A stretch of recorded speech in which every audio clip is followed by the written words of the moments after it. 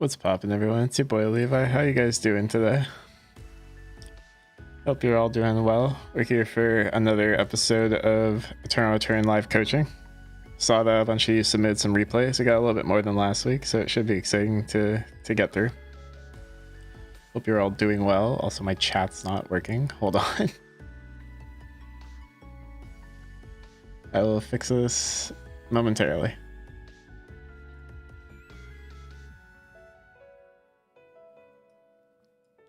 Okay, that should work. But how have you guys been?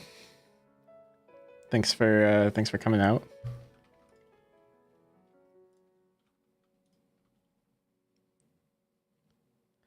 Today we are going to be looking at a bunch of games, as per said. I'll go through like the intro clip as we normally do. First, this is actually frozen. That's great. I love that. Anyways, I'll fix the chat box at some other point. But we're gonna look through a bunch of games. A bunch of you have reached out to talking about your game, so I'm super excited to look through it. Hey Yuki, how's it going? Before we start off, the Mirage Dragon, don't worry, we'll do more of these streams, so if you miss this one, I will have another form at some point that you can submit to. Hi guys, do you believe in Reborn of the game after release? Yeah, so a release is coming out July 20th, I believe, and I've got a lot of stuff planned for the release. Super excited to showcase all of that. Sorry if you can hear background noise, there's like some drilling going on upstairs. I think it's inevitable, kinda, that we're gonna get a player-based spike on the release of the game. I'm not entirely sure if we're gonna get the maintained player base that Eternal Return is looking for.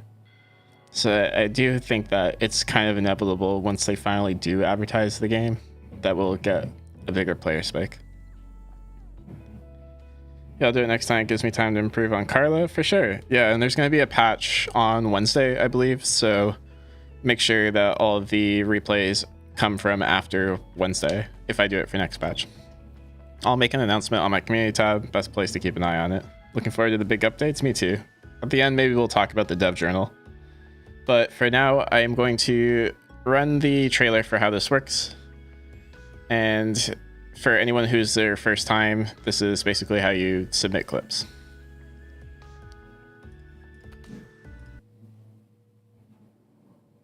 Welcome to the It's Levi's replay review livestream. Simply fill out the form in the video description or on my community tab ahead of the stream, and your game will be considered for a review during the livestream. Live coaching is completely free, so don't feel the need to super chat or spam the chat trying to get one. It'll be ignored. After the stream, the VOD will stay up so you can always come back to this stream. There will be timestamps in the description in case you missed your review. If you submit a game for review, you can expect the following. I'm sharing my knowledge and experience with Eternal Return to help you become a better player. All advice, tips, and tricks will be based on my own experiences. The aim is to make you a better player, so please feel free to ask questions in the chat whether it's your own game or someone else's. But do not put anyone down if they make a bad play or die. We're all here to learn and get better. Thank you so much for checking out the stream. Leave a like if you enjoy and let a friend know so we can have more submissions. The more people that submit, the more you're likely to learn. Let's get started.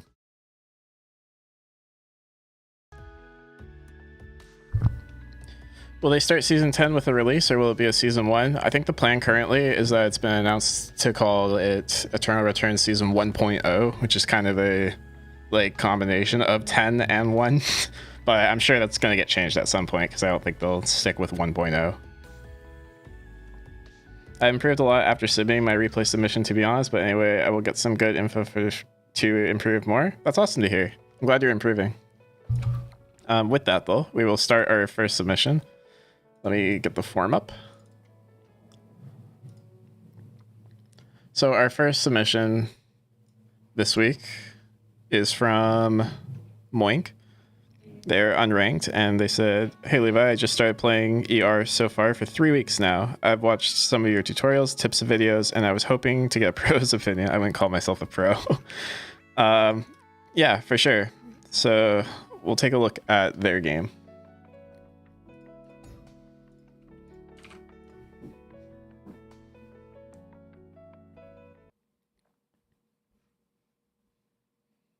And we have 6 submissions, so we'll try to get through all of them today. Hopefully we can. As more and more submissions do come in, I will have to switch to probably a random format. So we have a Hart gameplay. And if you know, if you've been through any of the replays are currently a bit broken this patch, so I won't be able to like scroll back and forth through the games, so hopefully we don't miss too much. Hart is a character I'm pretty familiar with though. This looks like mostly a new player lobby. So first things first, when we start off, if you're gonna start off in can I not open the map? Oh no, it is open. Okay. Oh, if you're gonna start off in school and go to Avenue, you typically for this distribution you'll want to loot this way. So let me just get my pen open. You're gonna spawn like somewhere around here for your school, and then typically you're gonna want a path like this way for this distribution, and then once you get outside, this is where you'll grab your like rocks and branches if you need it. You shouldn't need rocks yet because I imagine they're for glass bottles on Hart, so wait till you get the glass bottles, otherwise they'll just kind of clog your inventory.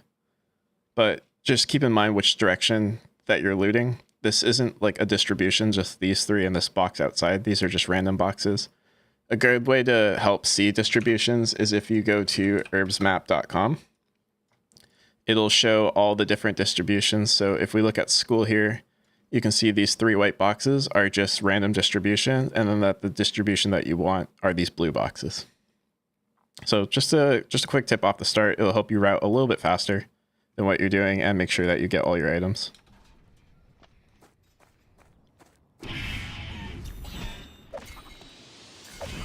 Same thing with leather. You probably don't need leather just yet, so hold off on killing chickens to maybe you get a little bit more items, get off your white item, so that you can take them a little bit quicker.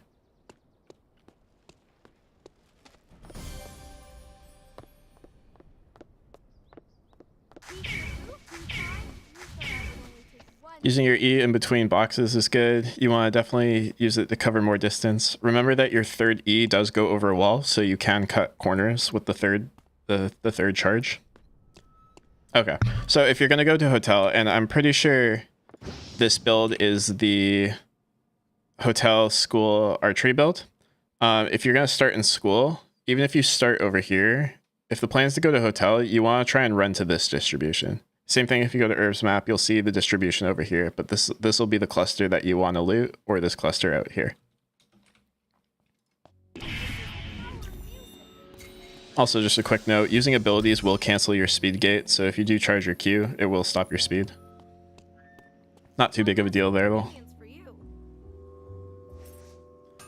These are random distributions again for hotel. It's not too big of a deal to grab them as your second zone, especially if you're going to walk by them. But just know that, again, this is probably the distribution that you want.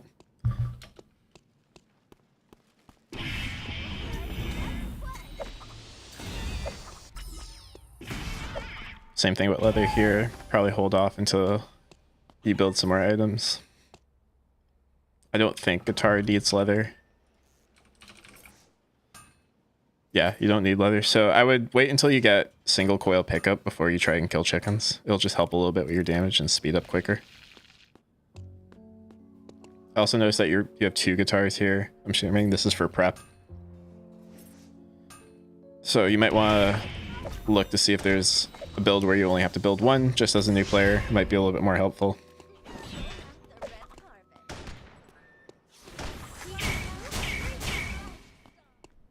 Good use of E again. Make sure you're like aiming more towards the door, but I like the idea.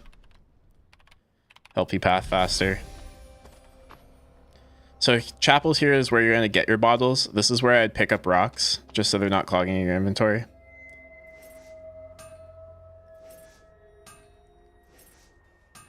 And because you're going to TP, I would probably grab these rocks here, assuming you're going to TP.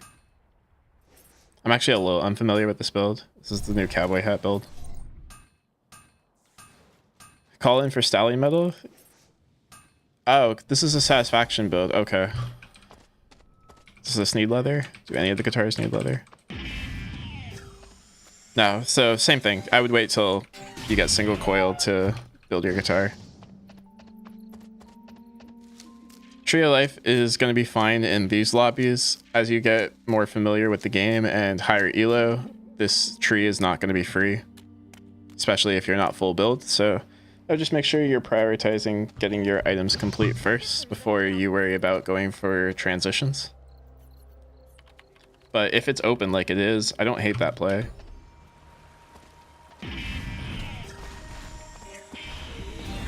I'd also make sure that you're following your routing. I'm a little unfamiliar with this build, but I noticed that you did call in a Stallion medal, but you also TP'd to beach.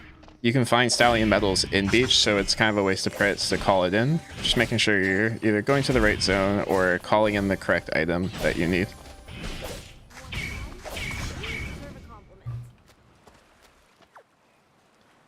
Is it a good idea to choose one character to master, or how does it supposed to work considering nerfs, etc.? That's a very good question. In Eternal Return, there's no real downside to one-tricking. I definitely support sticking to one character as you learn the game, and then trying to branch out to find the character that you're most comfortable with. I think that it's fine to one-trick. The only thing is you might get bored maybe at times. It's kind of just up to you for preference. There's no rule that you have to play multiple characters, but just know that there's no real downside to one-tricking. So we're here in beach, we're full build, and then we decided to take the bears. This is a really good play. I like this. You ended in beach with your build, so smart to start farming. And the battle zone's here, so you'll just stick around. I'm glad you waited till you full build to take these bears.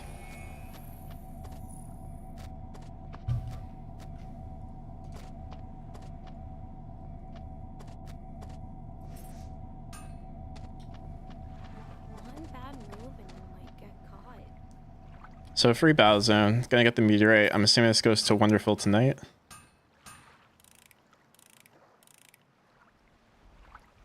Just be careful that you're not dropping it on the ground as you're crafting. You still will continue crafting, but you won't make the item. Yeah, there's Wonderful tonight. Good transition for Hart. And you're clearing out the hunts after your battle zone. That's really good too. But once you defeat a battle zone, you're the only player that's, if you won, that's not going to tick timer for being in the battle zone. So I like that you took some of the hunts before you left.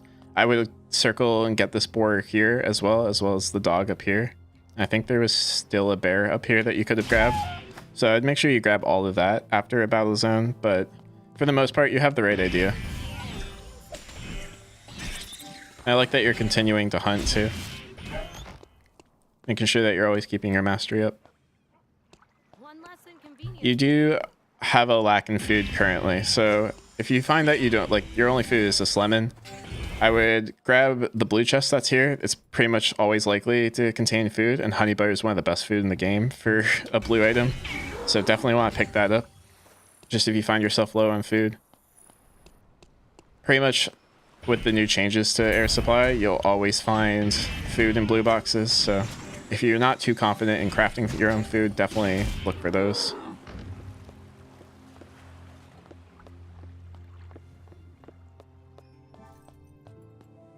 We have a dog here that can be farmed as well. I'm assuming you're going to stick around for the meteorite. I don't hate this in low elo because you're keeping your mastery up, and if you look at the rest of the lobby, you're pretty much ahead of everyone except for the Rio, who also appears to be farming. So just make sure you're not going for too many transitions before hunting, but I'm glad that you're keeping your mastery up. Does anyone know if rank Q is faster than normal game for noobs? I am level 25, cannot check rank Q for myself. The lower elos typically pop before the higher elos, at least in NA. Rank cutoff, I believe, is level 30.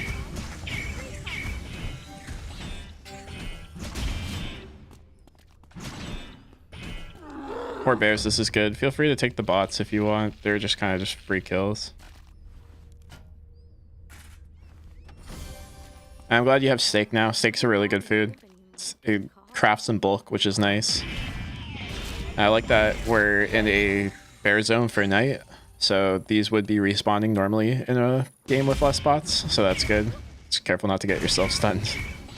When you're farming, do be careful of how you use your E. It's your only escape ability, really. So if someone does come to fight you while you're taking the bears, make sure that you still have your E so that you can get away. Or just make sure that the zone is empty by taking the vision console up here before you use your E. Yeah, the cutoff for ranked is level 30. It used to be 20, but they've changed it to 30 now.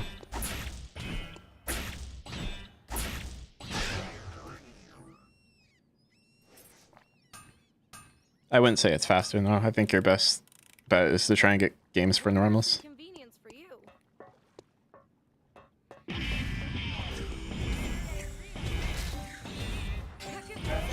EU low rank pops better than high at the moment. Currently, so does NA. The higher elos have been struggling to pop lately.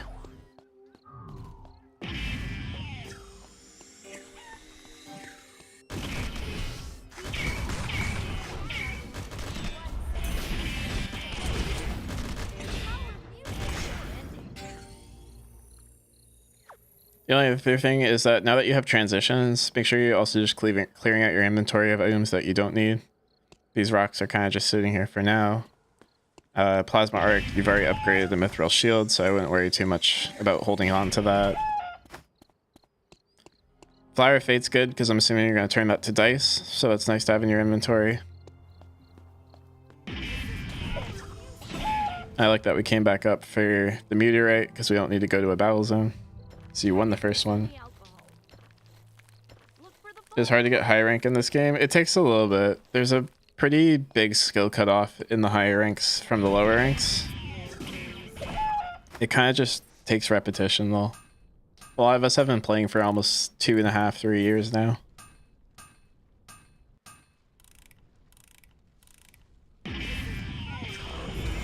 Okay, so we went Beautiful Garment. I don't hate that item for Hart. I think that's pretty good. And you did drop your Plasma Arc, which is good. You can probably also drop your Tuxedo at some point.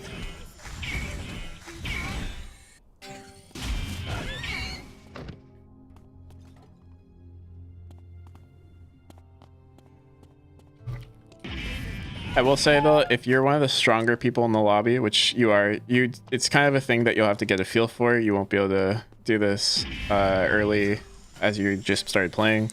But if you can feel like you're the stronger player in the lobby, you should go to Omega. It's going to be a force core, just a force core drop. And right now, the only one that can really fight you at it is Rio. Farming is also a viable strategy too, if you want to just farm to call in credits. And then eventually call in a force core with that way. That also works. But towards the later games, we should start looking for the bigger objectives. How many hours did you spend in this game? I have 2,395 hours currently. I've been playing for, I think, just over 2 years.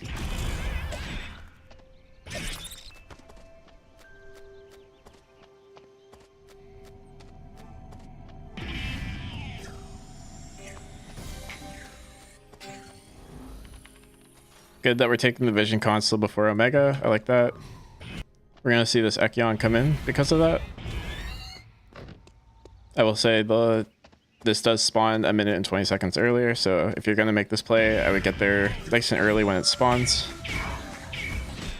2k hours, oh my god, how much time in queue? A lot. Definitely a lot of time in queue. I have a few old screenshots on Twitter of me waiting like a couple hours on queue. One thing I will mention, because I just noticed it here. So I believe the current upgrades for Hart, for your passive, I believe it's 2 points in passive and 1 point in Q. Here you have 1 point in Q, 1 point in E, and 1 point in R. Just make sure that you put 2 in passive. That's where most of your damage is going to come from. And then the last point you just keep in Q. Hi Tenma, how's it going? Don't worry, we just started.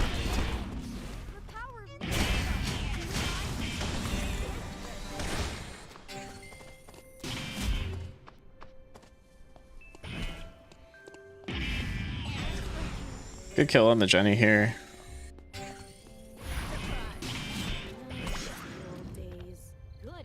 Make sure that now that we know we have 3 kills, that we're pretty strong, you're going to want to stick around Wick. This is kind of your game-winning buff. You're alone here, which you have the vision console, so you should know that there's no one around, as long as you're always checking your map. I would definitely start taking this. Learn how Hart takes Wick. She's got a decent Wick tape with her W, so I would practice taking Wick when you're alone in a zone. These two are fighting up here, it looks like. Same thing with Omega. Learn how your character takes Omega. Probably take it a bit earlier in the game.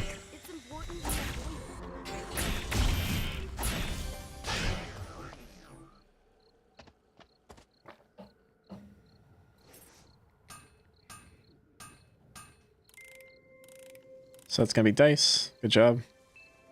And you drink your Tears of Selene, which is good.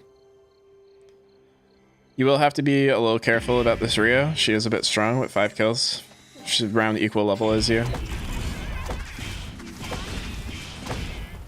This looks like it's gonna be the final fight here. This is nice. The big thing with Rio is that you want to make sure that, yeah, you hit your charm. Okay, so if we look at charm, it's basically, it taunts the enemy into walking at you for 1.2 seconds. The big thing about charm is that you want to make sure that you're dealing most of your damage while the enemy is charmed. So what we did here is we charmed and then we instantly ulted. All we did was basically, for the 1.2 seconds stun that we worked hard to hit because it's a skill shot, we nullified that by ulting, and we didn't get any damage down during the CC. So make sure you get all your damage down on the Rio first, and then you want to ult. I would also ult when Rio ults, so that if you can stop her like charge for it. Rio's ult has 2 parts. The first part is just damage, the second part's not a knockback. Make sure you're not standing against any walls so she can't knock you into them. But you can cancel out her second ult by ulting. You'll know that she ults because there'll be like a string of arrows that fire at you, but also because she has healing drone, she'll start glowing green. It's a pretty easy indicator. I would then ult at that point.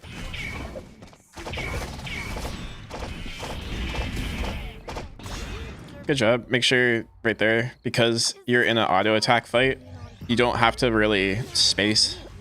It's an auto attack versus auto attack fight. Just stand still and auto. You don't have to worry really, but make sure you don't stop attacking like that. Pretty good though. Did a lot of good things well. Really liked how you kept your mastery up with Hunt. Hopefully some of the stuff will help you. Make sure to check out my how to play the early game guide. It'll teach you about like loot distributions and how to like run through a zone. I think that'll really be beneficial for you for speeding up routing.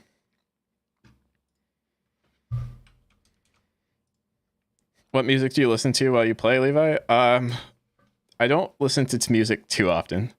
If I do, it's probably either like punk or metal. I typically listen to some alternative stuff.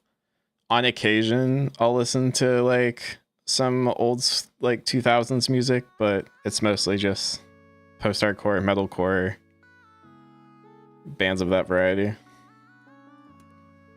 I'm also level 177 if you were asking about how much I play. Good first game. Next up for the submissions, we have Mene. I imagine this is how you say his name. They were Diamond Plus last season. Advice for Fiora, like maybe I take wrong build or stuff like this, but this is a game just because I wanted to share to you. No problem. So I don't really play any Fiora, so I might struggle to give some advice. I can only give you character specific advice for like how much I've played against Fiora. If you're a Diamond Plus player, there's probably not much I can tell you about the character. We'll still look at the game for sure. You mentioned having the right build. I would say for that, make sure you join the Character Hub Discord. I will put it up on screen here. And then go to the tab for Fiora. And then join that, and then you should be able to see the builds for her there. There'll be a representative to tell you about the like what the best build for her is. Stop bothering me. This is also a duos game. This is our first team modes review I think we've done.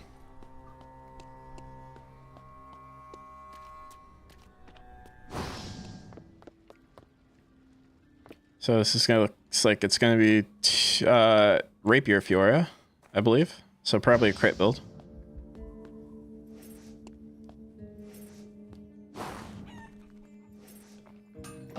Good use at the start of your mobility spell. Make sure to craft while it's on cooldown. I like that you're covering spaces in between. And then crafting again.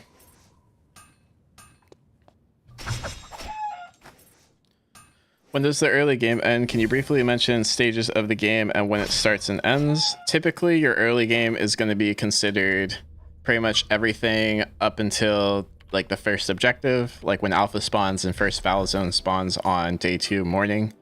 Your mid game is going to be from that point up until Omega, basically, and then maybe when Wick spawns on night 3. And then your late game will be anything after that. It's not real like set in stone like guidelines for when mid, early, and late game is. It's mostly just for when the game kind of feels like it's developed. Like early games kind of like before you have your build and like getting your build. Middle games like snowballing your transitions, and then end games like making sure you're playing for placement and getting kills and stuff. Hey Jinx, how's it going? I was going to send a replay for this for the record, but everything I could find was garbage. Unfortunate.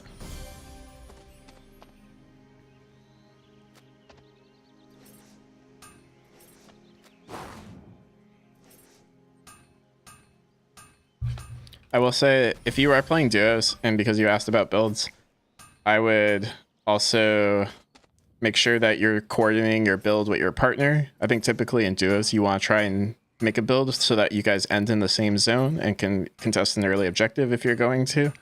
I think also currently in the state of team modes, split farming is really popular and pretty good for mastery building. So if you're going to go that route instead of objectives, kind of just make sure that one person can always stay safe in case you run into a 2v1 scenario. I don't really play team modes too often, but hopefully that's some good advice for you. This is some weird looking Twitch chat. Hi, Circadia. How you doing? Hi, Darth Talon. How you doing? Either boring wins or crushing defeats. No problem. We take all types of games. I don't have a good Leanne. I wouldn't say that at all.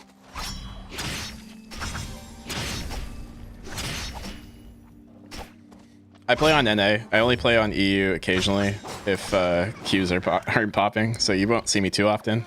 I have run into Jinx a few times on EU, which is funny. They've made sure to put me down accordingly. You're playing Crit Sewer this Thursday. Good luck. I don't know if you ever got to check out that replay, but it was kind of a struggle.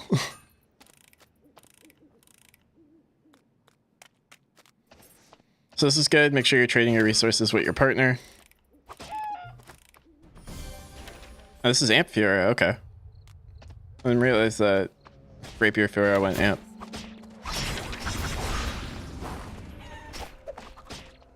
Poor Rousey running into the hedge-in. I cannot believe you even got that kill. It was very lucky. It was a very underfed Tia. Although if Circadia is here, they can hopefully answer more team modes questions than I can about meta for split farming versus grouping up. I do like that you're farming with your teammate. I think that's the safer option.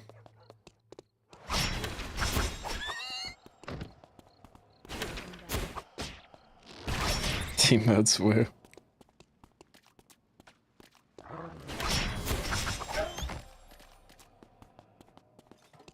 Maybe I'll do some EU games sometimes this week.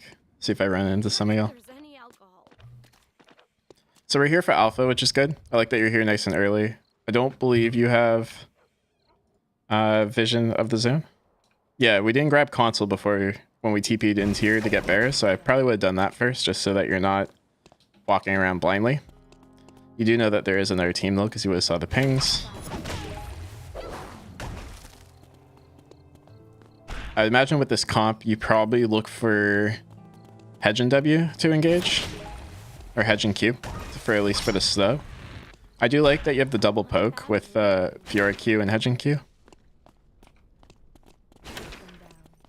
Remember when Amp Fiora was busted? I am trying to forget. That was not a fun time. At least she had skill shots only, which was the better thing. I actually talked about this comp in a duos video a while ago. The Tia Camillo comp. I really like this comp. I think it's a really good comp to enable Camillo players. You kind of just throw everything down on top of them and let them go crazy. I do think you need to poke out the Camillo though before you hard engage.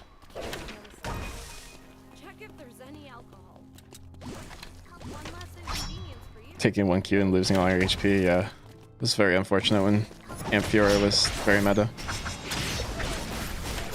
Okay, you push the Tia out of the fight. I like that you're regrouping back onto the Camillo. This is kind of the power of the comp though. Tia kind of just throws her ult down over the Camillo and kind of like peel for him. Good disengage though. The double root. I would say if you're going to fight this comp in the future, definitely focus onto the Camillo. She's the Tia is good, but she's kind of just a like enabler. Oh, pick up that kill. I think you can turn that into a 1v1 there. I think you still have to flee, but you might as well knock the Tia down.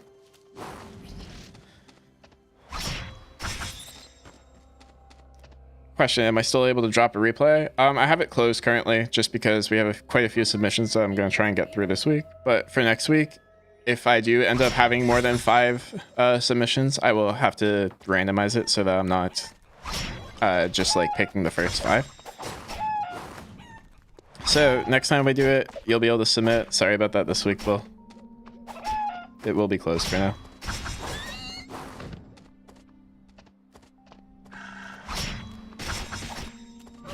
I think my problem with, and it's still kind of a problem with Fiora, is that like when you play lock screen and you get R'd by Fiora consistently, like your whole screen shakes. It just like throws me off.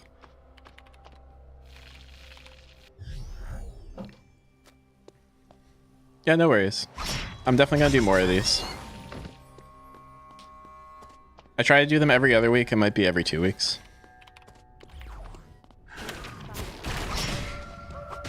I like that we're in archery for the day spawn. Wolves will be here most of the time, and you have meteorite spawning here soon. For the Bianca Lennox comp, I would like you to save your R so that you can knock Bianca out of coffin if you have to. I think you have to really try hard here not to get engaged on, because I think whip skill from Lennox into Bianca is very problematic to deal with. It looks like they don't want the fight though, which is good for you guys. And I do like that you're building the transitions on Fiora. I think she's the scarier comp here. Get Cabana over on Hedgen. I think that's fine. I wouldn't invest too many transitions into the Hedgen though. She's kind of just here to fear people. You're going to be the main damage of this comp.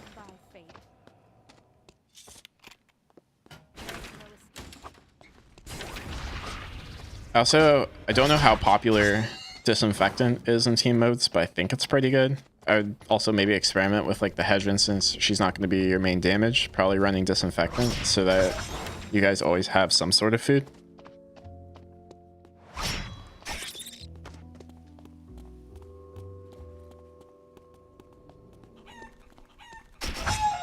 I think you can also look for Force Core here.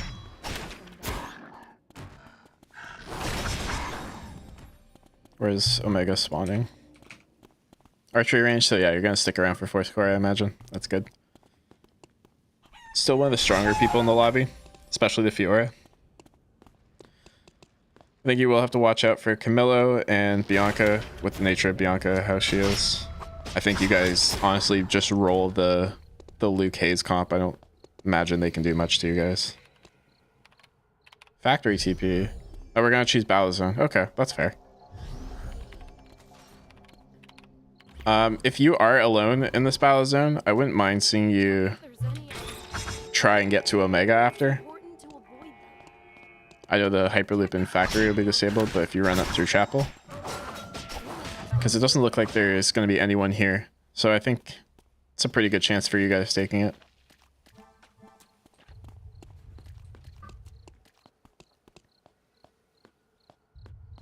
It looks like the Luke wants to fight. I don't think the Luke and the Haze want this fight.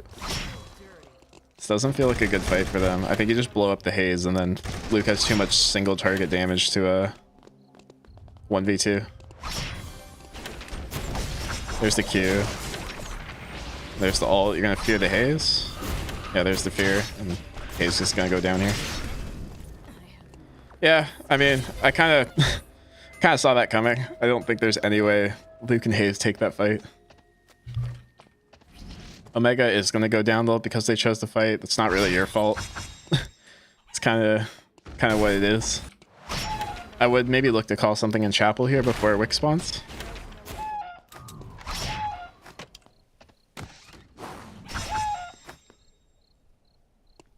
Tree of Life off the purple chest that was there.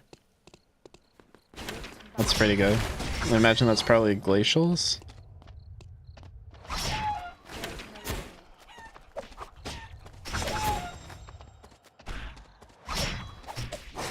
I also think Prominence would be pretty good here, simply just to help get some defense for the Camillo, because I think he's gonna shred through everyone.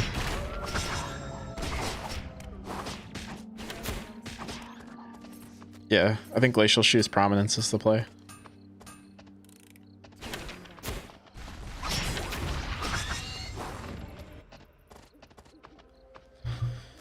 So we're heading to Wick soon. This spectator bug is unfortunately still around where you can't see day 3 nights, or day 3 day specifically. It will fix itself when it turns to day 4. I think. It fixed itself once for me. The other time I tried it, it was broken.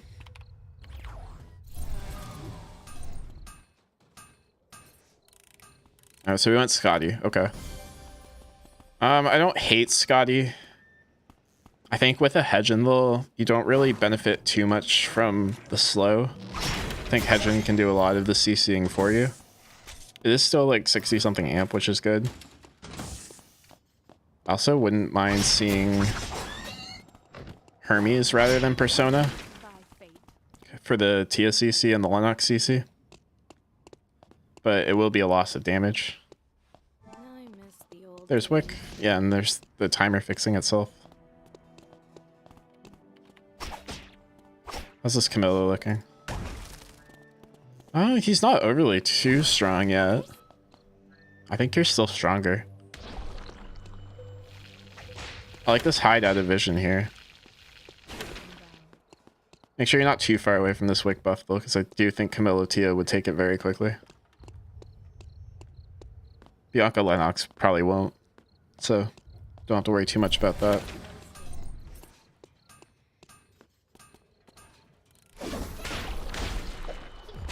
Oh, that might be an engage. Okay, hold away. Bianca has no E here. I think you can kind of force, yeah. Oh, good ult there. Save an ult charge for Coffin.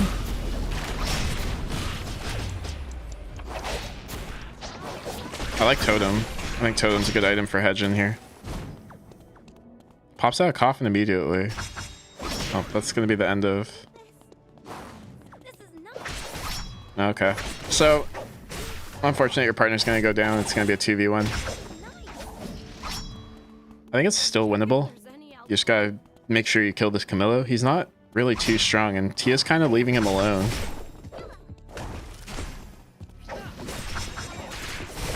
Tia needs to throw the ult down on top of Camillo just to protect him, I think.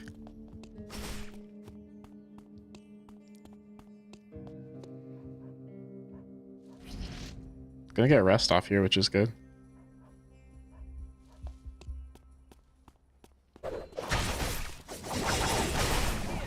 This, I would imagine. Oh, misses the ult. I think it's still gonna be the end of it.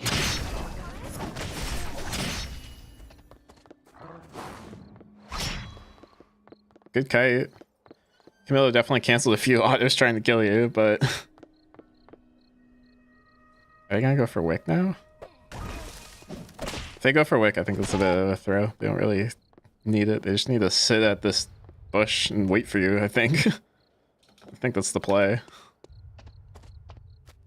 If you get Wick here, that'd be very interesting.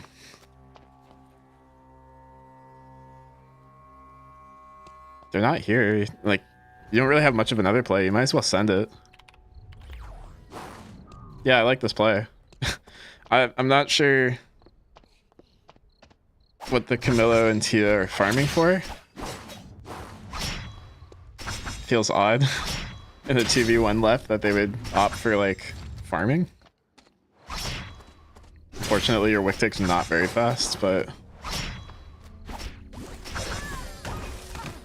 I don't even think the items matter too much here. I think the fact that you got the buff is huge.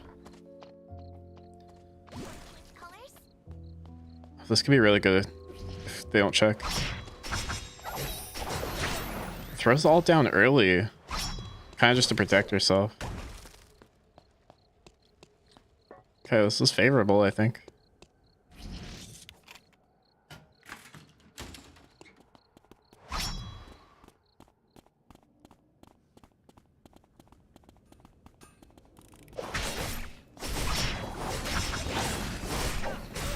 Going for the Tia. I think that's kind of just because you have the damage to kind of one-shot her and she doesn't have ult. You have a 1v1 left and it's definitely winnable. The dodge on the ult. I like that you're playing this fight slow.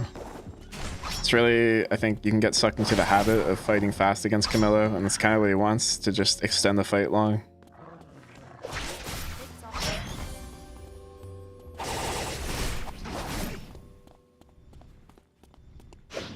This is unfortunate for him, he can't see your timer, but really well played there. I liked your patience fighting the two. Great 2v1 win. It's good to see. Good job. Sorry that I can't give you too much Fiora tips. I don't really play the character, but I hope at least like my discourse for how to play against the Tia Camillo comp helps. It's a comp I really like seeing.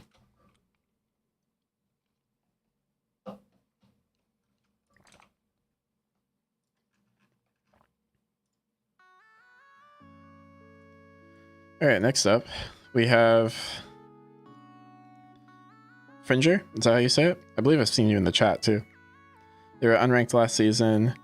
They would like helps with basic mechanics, like how to fast destroy gold items, not through craft menu destroy, how to use abilities better, maybe, or something like that, because I'm a new player for 7 days, maybe. Okay, I can answer that right away.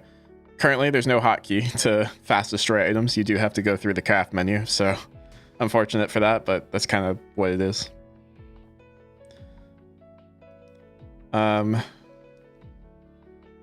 Barely no characters and I appreciate good binds advice. I'm using only quick craft. Food crafts, like what I should do to have blue food. I barely know crafts and maybe decision making. I'm also changed replay code to recent game where I got a probably not low elo players in normal. They didn't let me farm, but got a first long fight at the end of my career in ER. That's awesome to hear. Previous game was been a bit against newbies. I guess the game when my plans was broken from the start. Vanya didn't let me get all I needed in pond and I wasn't able to farm whole alley locations as planned. Gonna be better for review. Sorry, something you don't understand. I'm not a native English. Oh, no worries. Okay, so a few things I can show you from the client. So yeah, there's currently no quick destroy hotkey to my knowledge. Ignore my discussing key bindings. I play with weird key bindings. The important ones are quick cast. This just makes it so if you want to just press your abilities, you can just press them and it won't like hover up the rage and they'll just go off. It's quicker to use. It's preference whether you want to use it or not. Quick cast indicator will just make it so that it shows the range before the ability goes off. If you like press and hold the ability, you can like see it and then like aim it if you want. In terms of other important keybinds, attack move is a pretty good one if you play auto attack or basic attack characters. This just makes it so you don't have to right click on the target. You can just click near wherever you're aiming for and you'll basic attack. I have mine set to cursor location, but there is a keybind or a setting, I believe, to make it so that it's either closest to mouse or closest to character. You can also set that in here in the auto attack settings. This one will make it so that if a character walks by you, you can stop auto attacking them, or you won't default to auto attacking them. I keep mine on default just because there's instances where I want to start basic attacking as I come into vision of someone, but that's mostly preference. Another good one is the toggle target players only option. This makes it so that when you come down to like a final zone, if someone's like spamming traps or cameras around the zone, if you have this as a toggle, you just press the key binding for whatever you have it set to, and it will make it so that you can't right click on traps, animals, cameras, etc. It'll make it so that you can only click on players. It's pretty good. I use it a lot if like people are trying to hide inside bears because they know you have only AoE spells. I think that's mainly the big ones.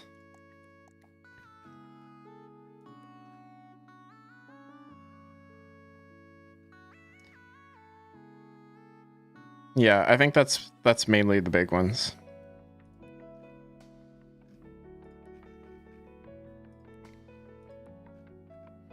I guess like make sure you have like your level up on your keyboard as well.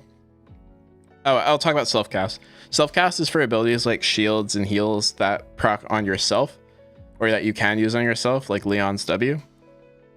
You want to make sure that you have these bound just so that you can like don't have to hover over yourself to use. You can just click the combination.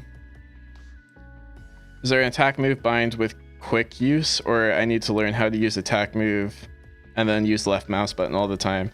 To my knowledge, I think it is still like even when you have quick cast, you still have to left click. And I believe if you came from games like League of Legends, it's the same way in that game as well. I don't believe there's a way to smart cast it, but there is attack move plus click, which I believe is kind of what you're looking for. It's not like it won't show the indicator, but it kind of does the same thing without having to left click.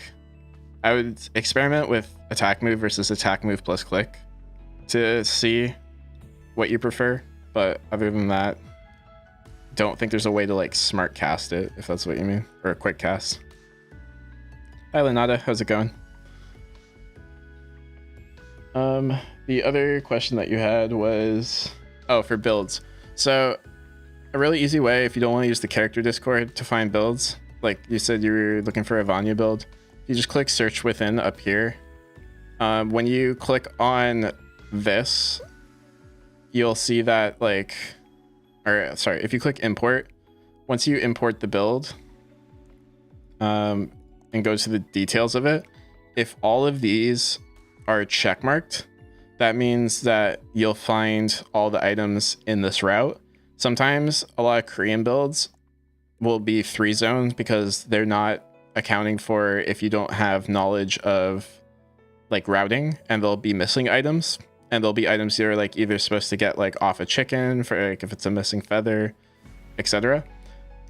Just make sure that if you're a new player, all these are checked off, and if they're not, if it's only one, check to see if it's in this like area here, because that just means that you have to call it in.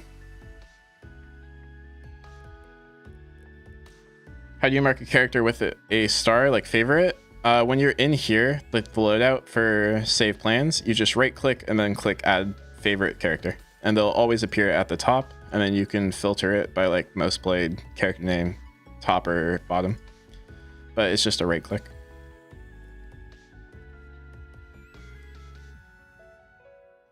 Hopefully that helps a bit. We'll look at your game too. You're using Discord builds? Okay, yeah, same thing. So like when you import your Discord build, just make sure that like all the they're all check marked off in here.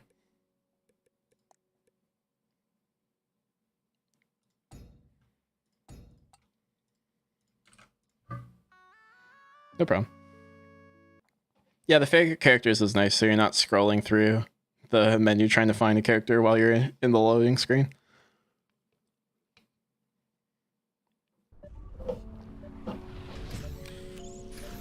So you're on Elena this game. Elena's a fun character. Stop bothering me. Just do what Busy zone, so kind of have to stay in your own distribution. This is good pathing though. I like that you went to this one first and then moved up. And then if you need to go to this one, you can, or you can just go straight to this, the Hyperloop.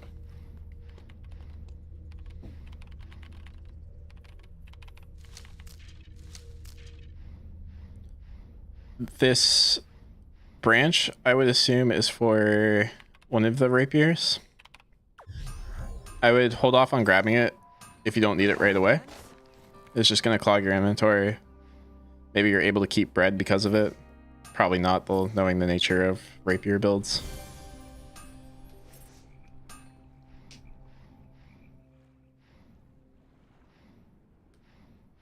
Yeah, it doesn't look like you're using this branch right away, so I would just hold off, and then you can like grab the one here, or you can grab the one, I believe there's one like right somewhere around this area if you're, I think it's taken. Oh, I think it's right here actually, but it's taken currently.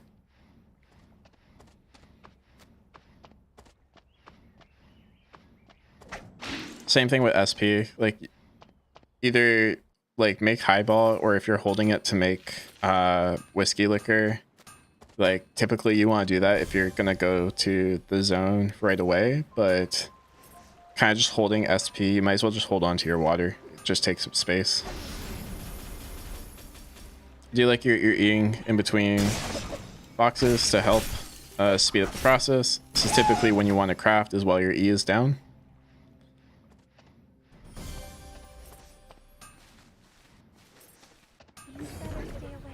Who is the easiest marksman to master? Who has chances to be top 3 at least? I would say Rio probably. She's the easiest marksman, or one of the easiest marksmen, and she's also very good at staying safe. The only thing with Rio is that you can't really make anyone fight you. She doesn't really have much engage. So a lot of, by that nature, you will place pretty high with her because you're kind of just, anyone who sees you will just run away unless they can like hard engage onto you.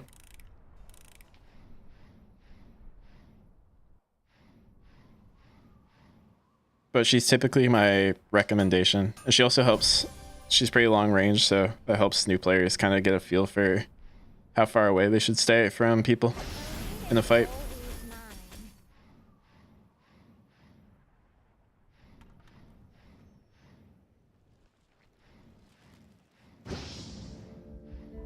If you've known someone has passed up through from Avenue to Alley, like I believe we saw another character in Avenue, I would farm, or not farm, I would loot this part of Avenue like you did, but instead of running up through Alley, I would just come back down and then hyperloop in so that you get a distribution.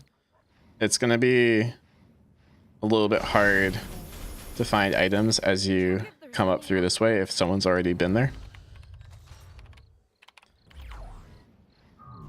And that also might have to attribute to why we're a little bit slower. Night 1 has just started and we're almost full build, but we're a little bit off pace. You want to be a little bit quicker if you can. I think it just comes with us doing a lot of walking. Same thing when we were in Pond. I think, actually, let me pause here. When we were in Pond, we looted the inside here, but there was another player, so that we moved to this one. I would come back down to Hospital and then TP into Avenue rather than just walk up through here, unless you did need the items from up here as well. Then you're kind of SOL. Then that won't happen very often because it won't always be that contested. But if you do end up walking to take these items, then I would take this distribution or this distribution here and then TP into Alley rather than walk up the right side and then up into Alley.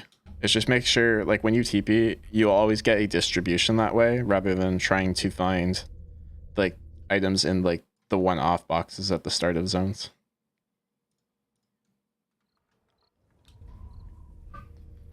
I wonder why I'm still playing in lobby with people who know how to play. I wish for a newbie's lobby. It kind of just depends on how many players are playing at the time that you're playing.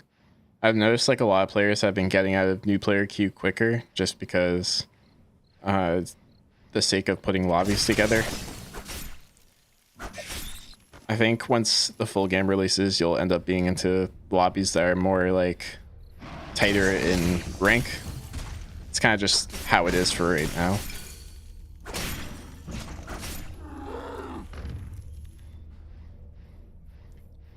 Range marksman types are generally not usually super consistent for top 3 because they're entirely swishy or demand micromanagement. Rio and Nadine. That is true. Solos isn't really meant for the marksman. Like, you're kind of just taking an AD carry and putting them into a battle royale isn't the best formula. Rio does have a pretty high top 3 rate currently, though, which is kind of the argument. But there is some truth to that. There's better characters for placing than marksman characters. I would also agree. William is definitely the strongest marksman in terms of like raw marksman damage, but he's wouldn't call it simple to play at all. Yeah.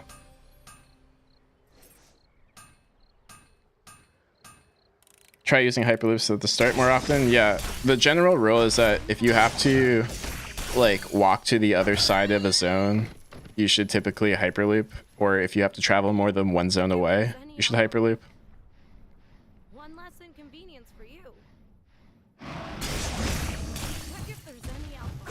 Typically like mages are pretty good. Anyone with like good escape abilities or like don't have to all in a fight, they can kind of just choose to back up or not out of a fight. It's a good disengage from the Yuki. Probably a better choice not to fight him at this point. He's a little bit stronger than you, so I like that E away. Just be careful that when you E, make sure that he doesn't get his Q off before you E, because it will cancel your figure skate, I believe. I believe this is cancelable. I'm not too knowledgeable with Elena, but just the timing thing.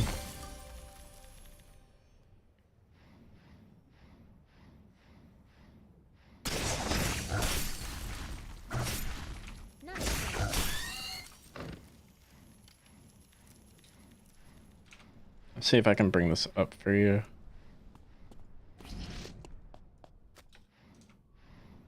I'm just gonna pause this just so I can answer your question real quick. So if we look at like DAC stats right now, the characters with the highest top 3 percentage are Martina, Nadine, Shukai, Daniel, Cathy, Hart, Emma, Lee Dylin, Jan, and Jackie.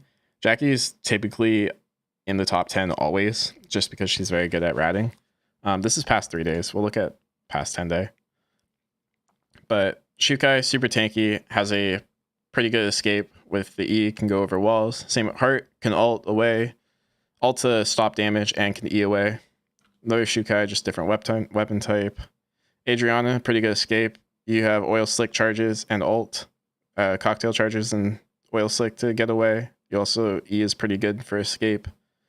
I'm surprised Zahir is up this high simply because he's squishy and doesn't have a dash, but I think it's mainly comes from the fact that when someone tries to engage on you, you kind of just go for the one shot. It's not necessarily he's good at getting away from people. 11, also pretty tanky, has a huge E range that can get away from most of the cast.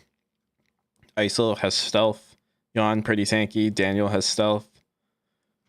Like all these characters are typically good at top 3. It's kind of a mix of bulk and good escape, with the exception of Zahir. So hopefully that helps a little bit. But yeah, I guess Hart is tactically a marksman. In terms of marksman, like the closest one's Nadine, and that's because she kind of just plays a playstyle where you don't run into people too often. All the other marksmen are kind of, geez, they're really low. There's Rozzy and Bernice. Yeah, they're more so towards the bottom. There's Aya. So hopefully that helps a little bit. The list was set for duos, was it? Did I click duos instead of solos? I might have. Oh, it was set for duos. My apologies. Oh God, Johan's at the top for solos because he has to rat. Okay, so kind of the same thing though. 11's still here. Hedgen super long E range. Ava has a like consistent dashes over walls. Emma consistent dashes away. Marcus is tanky. Adina has 10 million movement speed. Shukai's still here. Jackies are still here. It's kind of more just the same, just different characters. Fiora has 3 dashes. Ekion has a dash reset. Alex has stealth. And then you start to get to like more of the other characters who don't really have something going for them, but that's only like 25% compared to like 30% up here. Thank you for letting me know though. Appreciate that.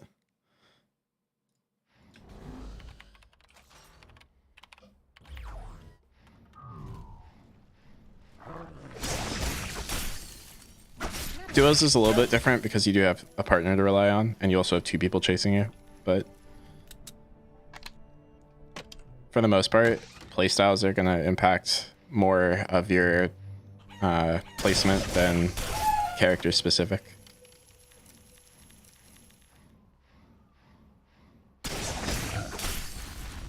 I like that we're in Avenue to farm on day 2. This is a good daytime zone for getting hunts. The wolves are usually here too. As you get into higher elos, be careful of Sylvia. Sylvia likes to farm Avenue on day 2, and that's kind of a hard matchup for Elena.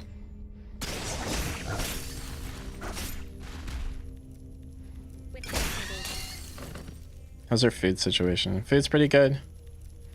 We're holding on to mousetraps and spike plank. I'm not sure if those are for transitions. I don't really play amp characters too much, but if you do find your inventory getting a little bit cluttered, yeah, okay, that's a lot better.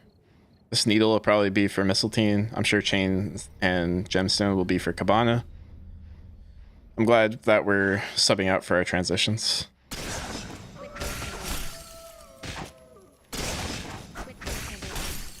Where can I look for good matchups for my character? I would check in the character Discord.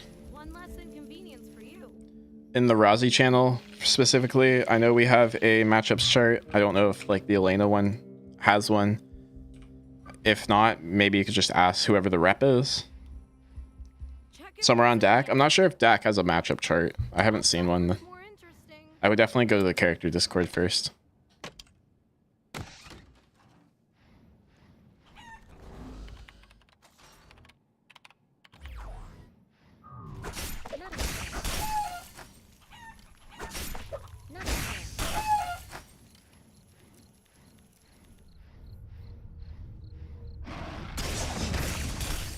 I like that we're in the alley to get bears again.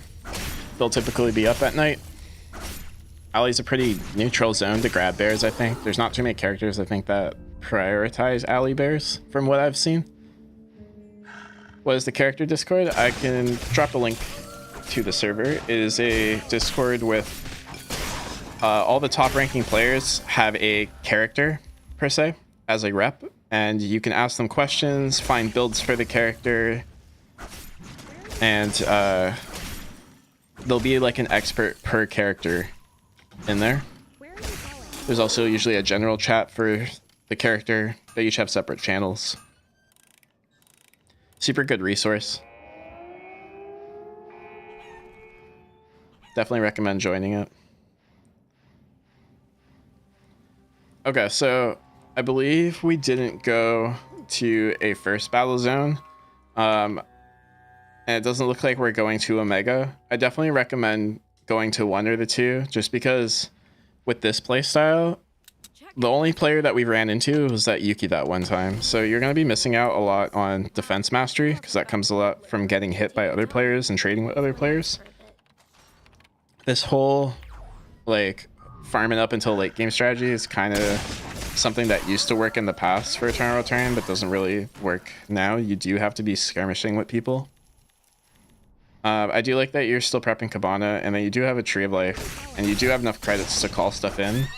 But I would like to see you get to this point on day 2 rather than day 3. And I would like to see you go to either a battle zone, which the alley one would have been free and you would have gotten a free resource from, or we got another tree, wow. Or gone to Omega, which I don't know how good Elena's Omega take is, so I think I would like to see you go to a battle zone there. We're also still prepping Cabana when you have 2 trees. I think once at this point, I wouldn't worry so much about building Cabana because you don't have a meteorite, and just focus on getting your tree transitions. I think I would imagine it's double glacial for Elena.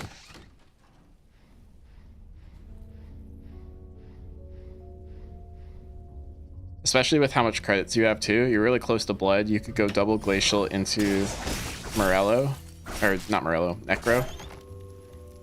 And that puts you in a really good spot for Wick. Because you do have the mastery and you do have the levels. You just don't have the defense, per se. I'm just bad with battle zones, not sure how it works at all. Like, I know the basics, but that's all. It's pretty much just basically you get to go out all out and fight against other players without getting too punished for it. You respawn when you die in a battle zone. Typically you take the, like, you hit the drone to charge up the timer so that you don't explode, and then it's just you're straight fighting with other people. Best way to get used to battle zones is just by fighting in battle zones. I do think they're a necessary part of the current state of Eternal Return, so I wouldn't just avoid them altogether. Do some experimenting with them. I get they could be a little intimidating, but I wouldn't worry too much about how you do in the battle zones to start. Just get a feel for how, like, the drone timer works, or like how, like, what battle zones benefit you. Like, if you're playing Elena, the movement speed zone's probably decent, or the attack zone's probably decent. You probably don't need the shield zone because you don't have a ton of ranged poke.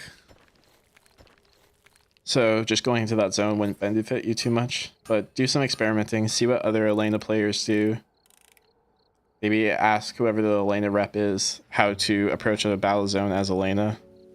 Very good that you got the meteorite here too. Hi Omni, how's it going? So we got the glacial shoes, we got the blood. I like that. I think this is all very good. I'm just a little bit worried about your mastery. I wish I could see your mastery for defense, but a little unfortunate. I also do like that you're taking these purple chests. People kind of just leave them, and most of the time they're decent. Like, they have they can have rare resources in them. I'll try to play more battle zones then. Thank you. Yeah, for sure. It's definitely like something like, I wouldn't go into it like being like, oh, I gotta pop off in these battle zones to have a good game. A lot of the time, just like getting mastery and skirmishing them like does more than just farming hunts and stuff. And if you do get the situation where like there's no one else in a battle zone, like that's just a free rare resource for not a lot of time spent. I'm doing good, thanks.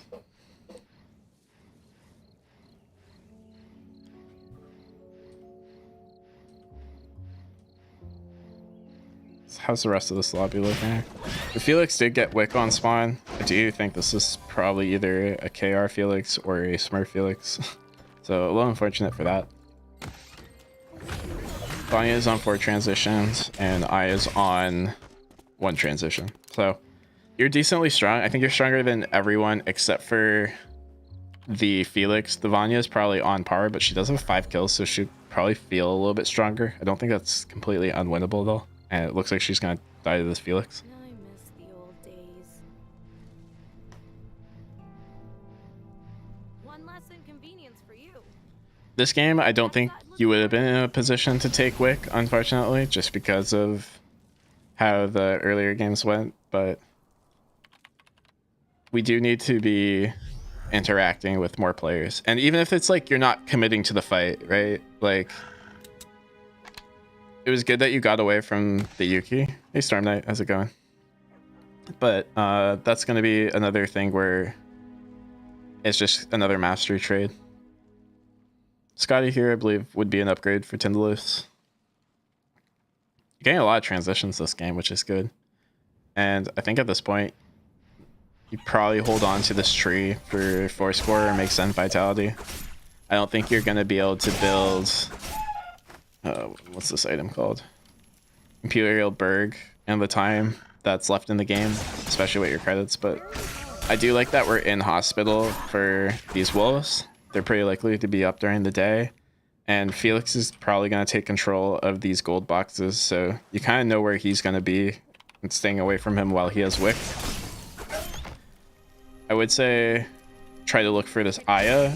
If you do come across her, this is definitely a winnable fight for you with her current mastery and transitions.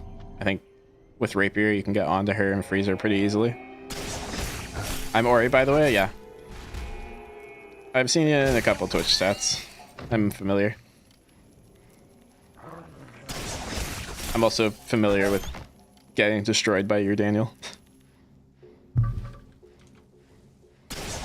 Oh, I have a question how to update enemies' stats in tab. Like, I need to always click on them to see their items or how it's updating. It's based on vision. So if they're in a place where you can see them, then you can see their updates. But until you see them again, and this is kind of because you haven't really ran into many people this game, you won't be able to see how strong they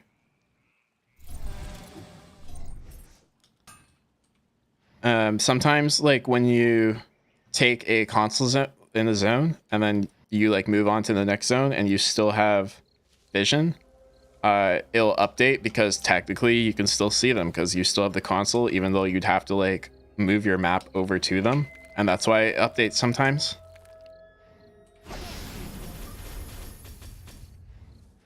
You were able to get a meteorite here. I imagine this is for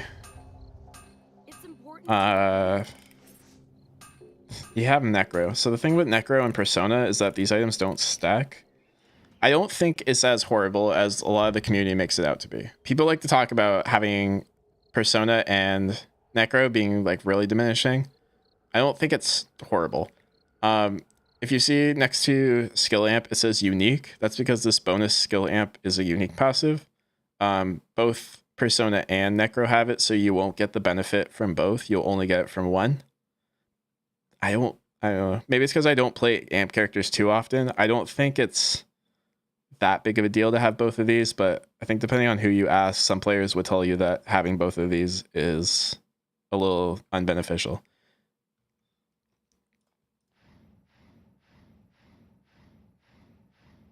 You ran me down sometimes too. I try to.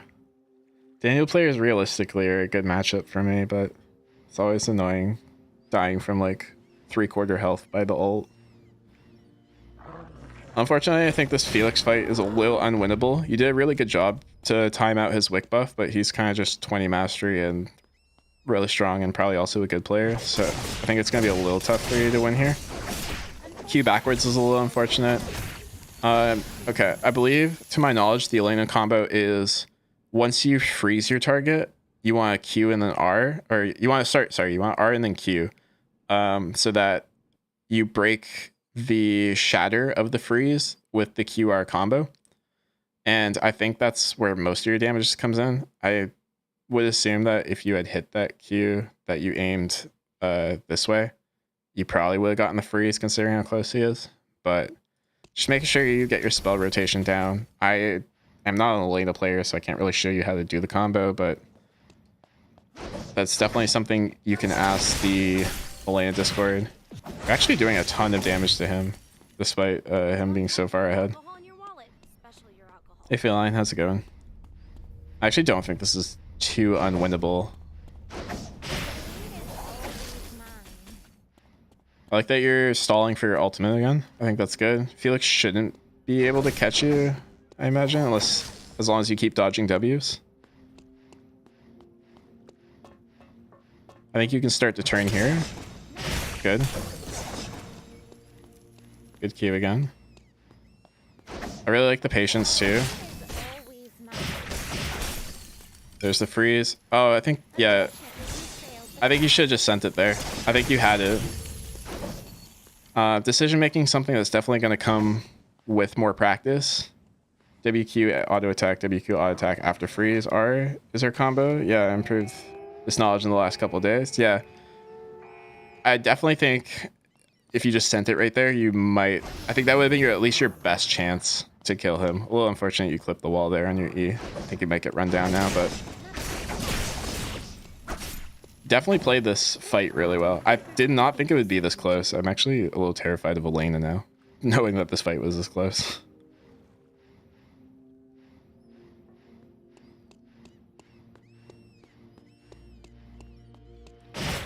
Not over yet. You're gonna get one more shot, it looks like.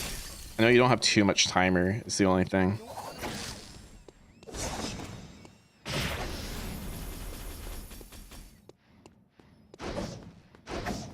Just be careful how you're using E when he can gap close to you. So, close fight. I think, yeah, if you had gotten your spell rotation on the second time you guys fought, then that was your best chance to kill. Lack of food at the end, yeah, that also kind of hurts a little bit. If you do have extra credits though, like you have 76 credits, so you could, not that you had like a break from Felix ever, but realistically, if you are finding yourself able to get away, you can call in food. Really good try though. I think that's definitely like a lot of the mistakes you made in the late game there are like really easily fixable, and like they're not mistakes that you typically carry over from game to game. Something that you kind of like learn really quickly while playing the character. So definitely stick with Elena if you like her. Work on probably having confidence in your game, even if it's just like playing normal games and like fully sending it. Learn the limit test. Just build up confidence in yourself with your spell rotations and fighting.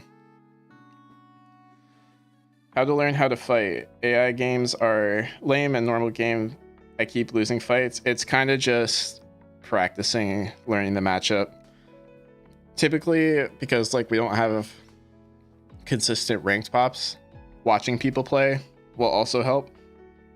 It's a lot of it's just like, if you're especially like a learner who has to learn by doing it, you can just like keep sending it in normal games until like you learn why you're losing the fights. Definitely watch your own replays, figure out like where things went wrong, where the fight like didn't go well.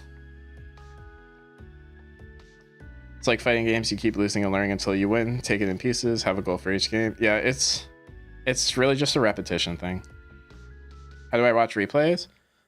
In the information tab here, if you go to match history, you'll find your match history for games. You just click on a game and then click replay, and it will replay the game for you.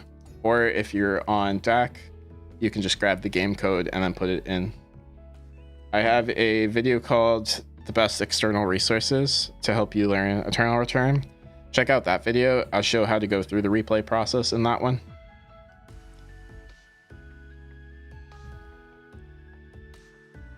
Okay. We have 3 more, but I'm gonna grab some water real quick because I'm talking a lot and my mouth is getting dry. So I will be right back for a second. Thank you guys for coming out though. I appreciate it a lot. Here's your like 5-minute bathroom break. Take a quick break and then we'll jump back into some more games.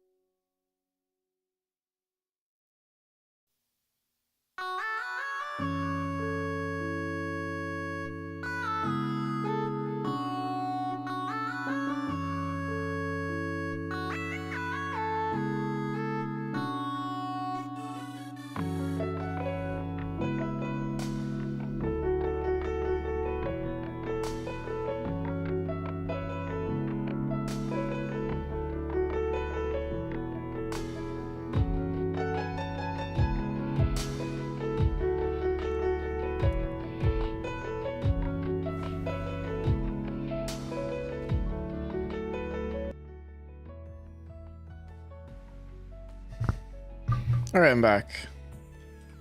I'll also say practice with a character you enjoy, not one you forced yourself to play, because while winning is satisfying long term, you want to be able to get with a character, or be able to gel with a character. Yes, that's very true. I'm going to be doing a video soon where I talk a bit about that too.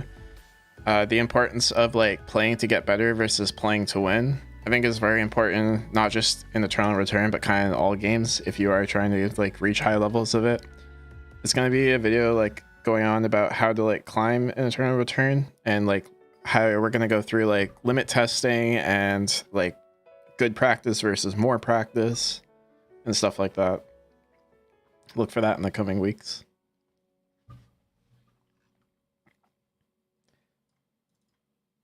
Next up we have Snowy, and if you remembered, they were the Sylvia player from a few weeks ago we reviewed. Super excited to see them improve. Congrats on graduating out of new player queue. I noticed you were in one of my games yesterday. Or maybe not yesterday, but the other day. So I'm glad to see that you continued playing. I'm bronze 2, but isn't on the season rank list. I was a Suri you reviewed, wanted to try a semi-range character in the clip. It's my 13th game on Irem. Nice. I will let you know that there currently is a bug with Irem on higher ping if you play on like moderately decent ping, that your Q bounce won't bounce in a straight line just because it's like a 4 bounce projectile. So if you find that you're missing Qs by like inches, just know that it's a ping issue. Other than that, though, Irem's a pretty cool character. I like her a lot. I'm excited to see how much you've changed in just a week, because you had really good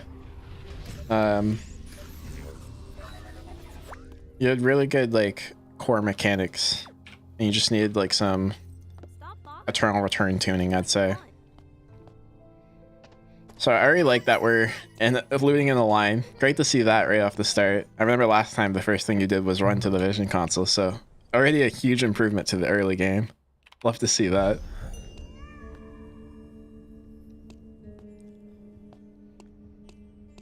Into alley. Just make sure you're looting in the boxes that kind of makes sense for the path. Like we went this way. I'll use pink, I guess, for a color. You kind of went, like, you spawned here and you went, and like that's not horrible, honestly, because you're still in the direction you want to go, but it also kind of just makes sense to go like this. It's a little bit quicker. You'll save a little bit of time, not too much, but just so that you have the heads up.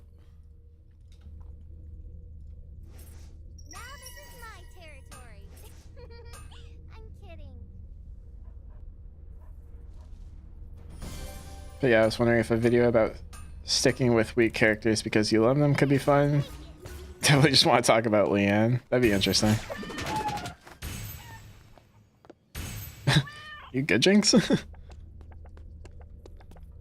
Also, another thing, if you're on this side of alley and you're running to a hyperloop, it's quicker to run to the teleport in temple rather than to run all the way up to this one in alley. Just kind of like divide the map in half type of thing. I'm just trying to wave to Snowy and YouTube disagreed. Unfortunate.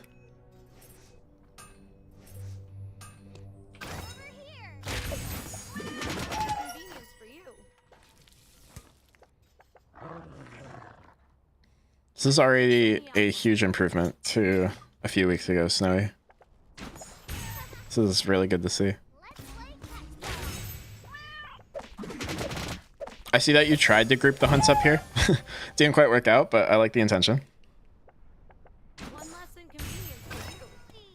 thought this was class and you were raising your hand. Yeah. Professor Levi is in session.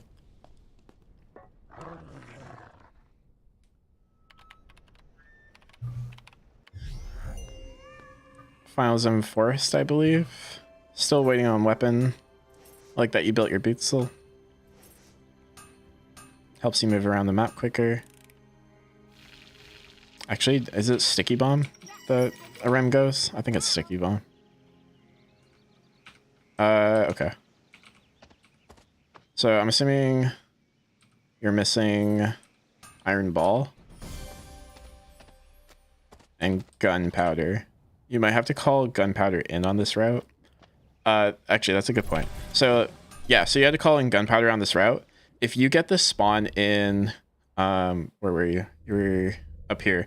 If you get this spawn in alley, because you're already running to this hyperloop anyway, you can check this car since it's right next to the hyperloop. There's no gunpowder in it, but it's like gunpowder does appear in temple. So there's actually, yeah, okay. Gunpowder does appear in temple. If there's gunpowder here, you just grab it and then you save 15 credits, right? Like just a little optimization thing because you're running that way anyway.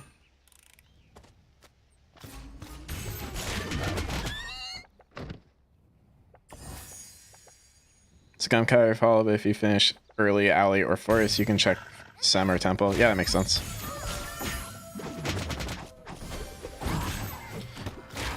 Good. I'm glad you're taking the wolves here. Again, try to group them up a little bit better just so that you take them a bit quicker, but that's just going to be feeling out how to do. But you got your build before night 1, which is awesome. Like, that's perfect. That's the pacing that you want.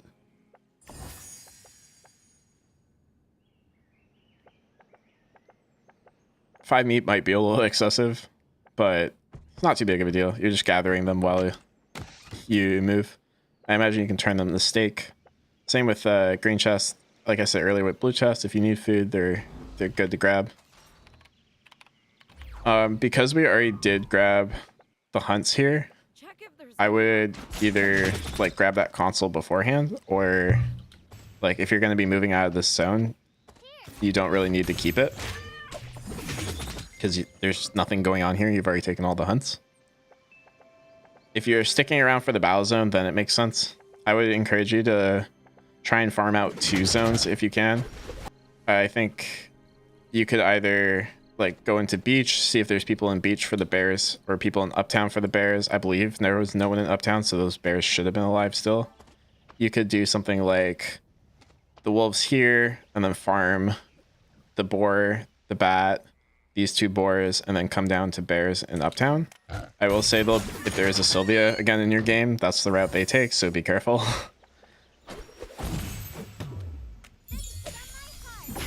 But I do like that you're taking hunts before the battle zone. I'm assuming that we're gonna take the attack zone.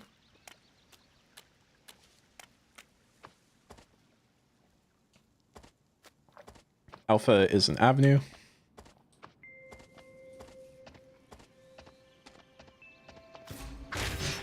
Adela matchup is going to be all about dodging queen. They use Night Fork early, which is nice. It's one less thing to dodge. Definitely want to be comboing your charm with abilities. Like, I don't know if you were here for the first game, but we talked about the Hart player who would charm and then instantly ult. And it's kind of like, this is your window of uncontested damage with the charm. So you want to make sure that you're getting damage down while they're charmed, rather than just spacing. You can check the in-game in which location Omega will spawn. Yeah, a minute before they spawn, Alpha and Omega will show, Wick will show, the trees and meteorites will show. They'll also appear in chat. Like it'll say Alpha will arrive in 1 minute in Avenue, but if you press tab, it shows on the scoreboard. Season 10, yeah, they announced this morning that it will display on the mini-map, which is nice. So just for the last couple months of the season, just know that you can press tab to do it. But thankfully, okay. So good dodge on the ult, but yeah, we still got hit by like the one thing that we need to dodge.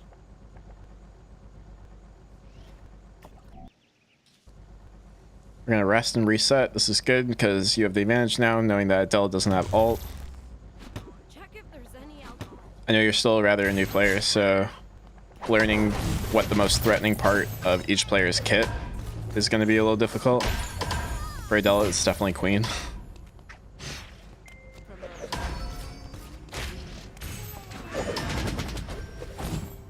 It's a good combo there too. Nice. Good fight win. Take down the Adela.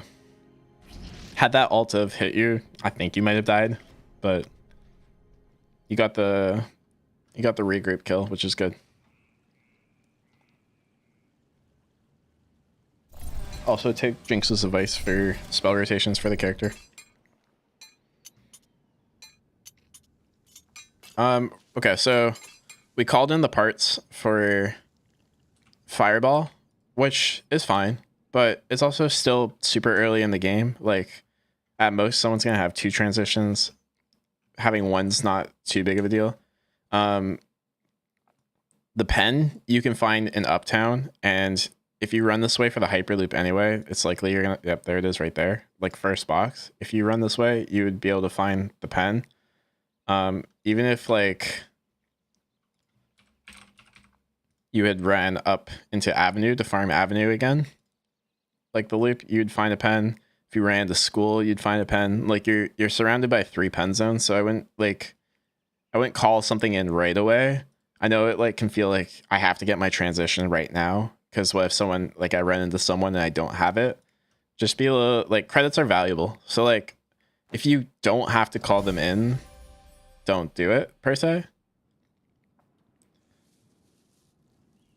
Especially if you're gonna stick around here for the tree, you might dip into Uptown anyways. We're gonna go to Chapel, so there's no pen here, but just be a little cautious about where items are on the map.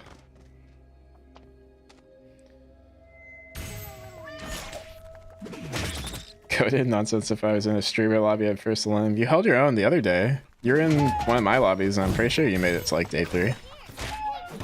I believe you died to a Nikki, if I remember correctly.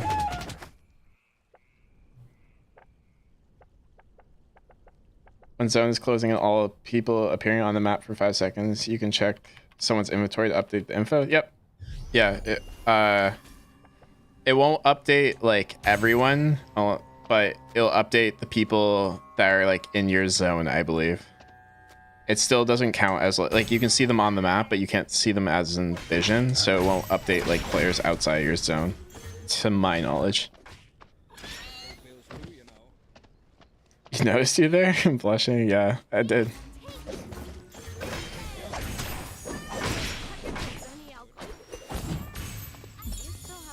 Ambushed by Isaac's a little unfortunate. Good job getting away here though. Good cancel on the dash.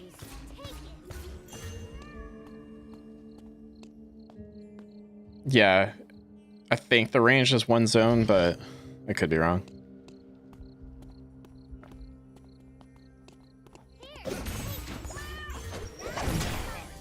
Good W. Do want to be careful because your ball form did miss. I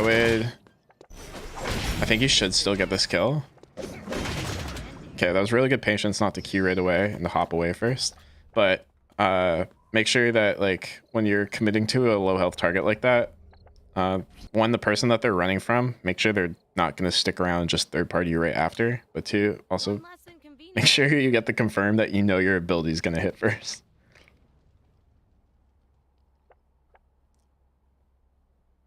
I know nothing of the funny cat character. If you jump to a fish in cat form, you get a shield, I believe. And it's also an increased jump.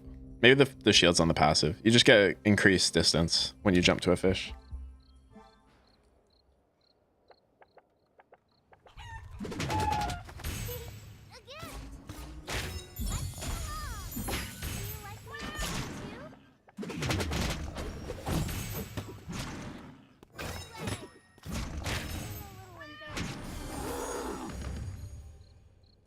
So we're in alley. This is good because there's bears here. This meteorite's kind of just alone, so I'd imagine you're just gonna walk over and take it, or we'll give up a free meteorite here.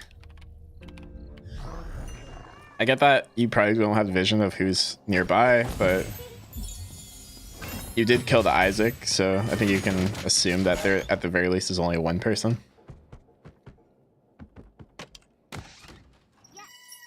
Factory is a good zone for getting food. Your inventory is a little scuffed here. I would probably, with 12 steak, and 4 burgers, you probably don't need any food for the rest of the game. I think you're pretty good between that. Anything else is just excess. Unless you want to start like replacing it with higher quality food.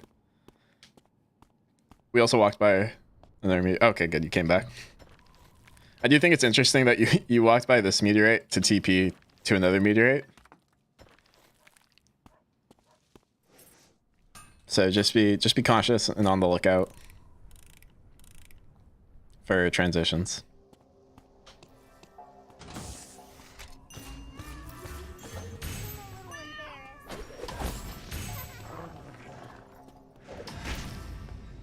See how you handle a third party here. Hit the Q. Auto attack. Okay. So, oh god, the Sicella replay. Fuck. Wait, there's not even a Sicella in this game. How does this Adela have the Sicella replay bug? Oh no, there is a Sicella. I'm trolling. This is all good. I would be careful about jumping in with cat form in a third party scenario like this. This is good. I'm glad you picked the closer target than trying to chase Adela. But be careful jumping in a third party situation like that. It's good like you wanted to get the kill for it, but don't put yourself at risk on if that Luke just turned on you. He could have gotten a lot of free damage off on you. Good charm, good follow up. Played that third party pretty well. There was a moment where you could have gotten punished, but that was overall pretty good. And you're gonna get this 4 square as a reward for it.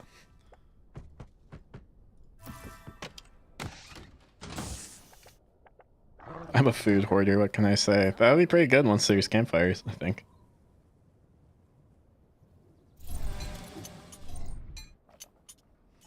Yeah, and that's a recent change that Jinx is talking about. They're trying to combat third parties. They've made it so whoever does the majority of the damage to a player gets the heal from the kill.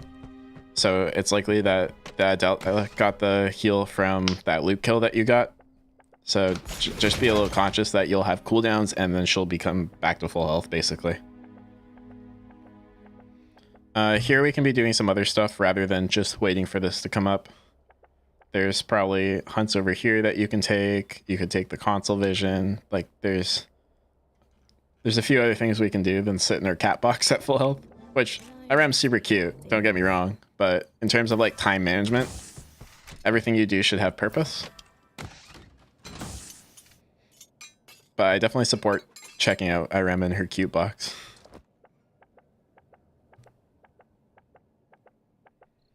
So we know wolves are coming up in 20 seconds. I think we definitely want to show up to Wick. I think also with Wick being in Avenue, instead of calling something in here, you could just hyperlooped to Avenue and then called something in here so that you're still by Wick so the Sicella can't take it, but just so that you're not too far away.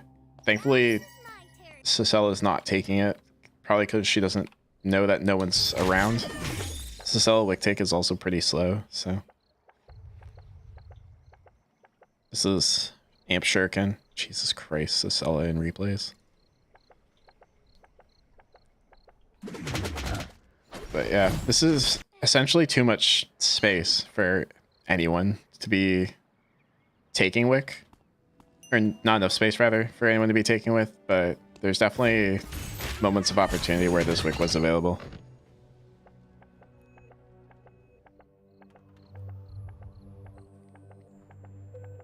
You also have the Claymores, which can help with Wick, but more so, it can protect you while you're taking Wick. If you want to put them behind Wick, so if Sicella comes to stop you, she'll run it into them, likely. You might even force her to W, which would be... Okay, that was interesting. It might even force her to bubble early. It kind of looks like she wants... She doesn't really want this fight with you.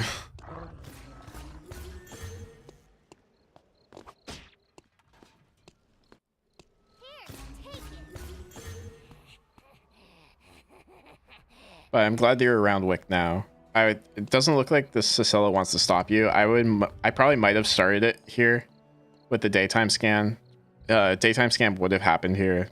The course replays are bugged. And then I would start taking it, but pull it towards pond. And if she comes, then hop off of it. Especially now when she's distracted by this box. Like, letting her have this box to get wick is definitely worth it, I'd say. Especially because it was just a tree. It wasn't even like blood or something.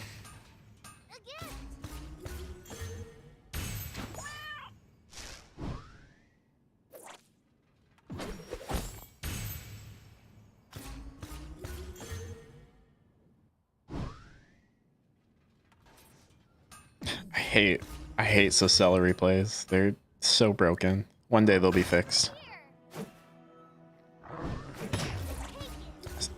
Another thing, like, we can't really tell what this fight is happening because it's bugged, but once Socella throws out E and it goes on cooldown, that is a small window where you at the very least cannot get one shot because you can't get dragged through the... There's the W. You can't get dragged through the shuriken skill. OceanBijuu is gonna get... This poor bot, it's getting destroyed by Wick. Okay. That was a wild interaction. I don't actually know if this OceanBijuu's alive.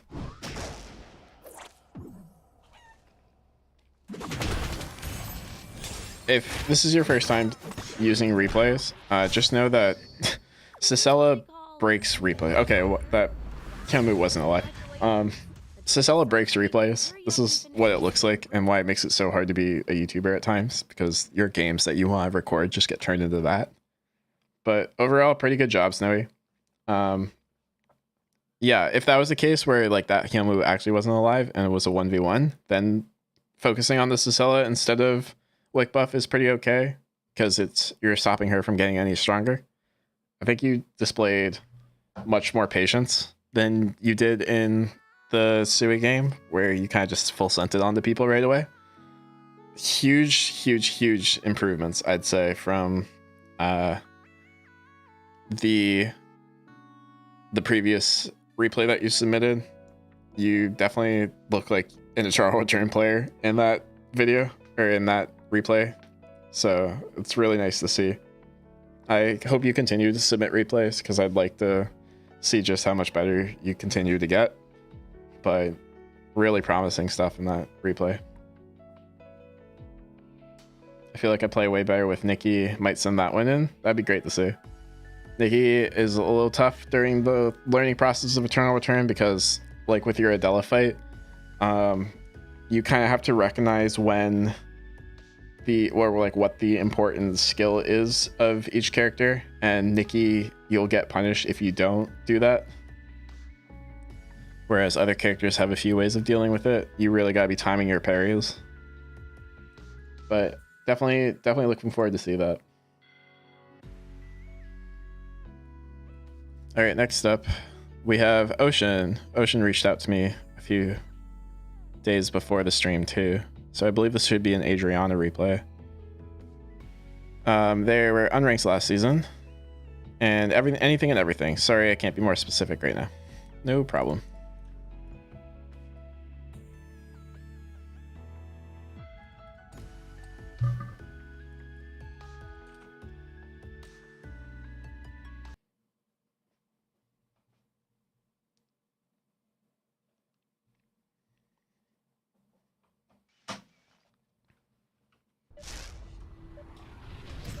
Yeah, so this will be an Adrianna game. Okay, so run off the start. That's fine. It doesn't really matter which one you choose, I guess, between this one and this one when the zone's alone. I usually choose this one just because it's a little more closer and less congested, unless I start on this side of the map. It's kind of the same thing that we talked about with Snowy, where if you like divide alley in half, that's kind of how you choose like which zone or side to run to. If you're on the right side spawn, you want this distribution here, and if you're on the left side spawn, you want this distribution here, unless you need to. But that's typically the dividing line is like the chicken area out here.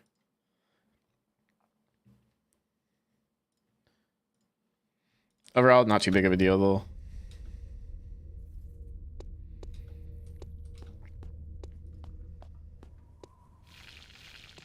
Yeah, I guess it also depends if you need gunpowder.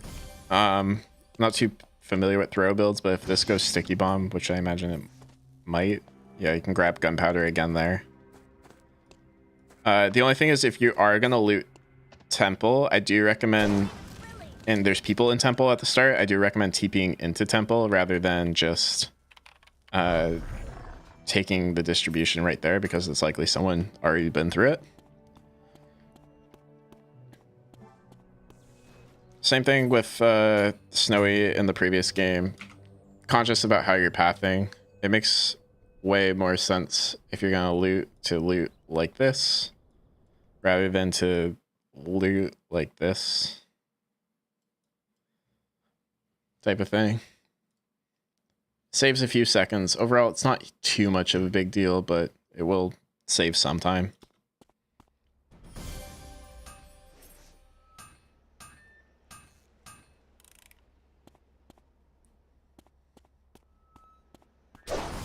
I kind of knew. I kind of knew that was what would happen.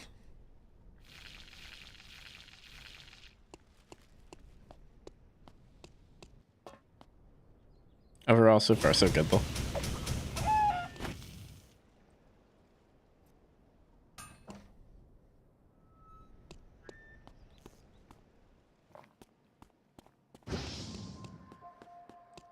Okay, we're in the pond.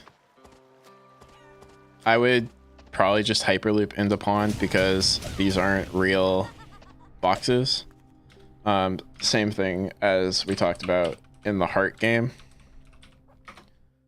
In pond, these two boxes here are like one-off boxes. They don't actually contain one of each item. They just have random items in it. You kind of don't want to loot these two if you need the full pond zone.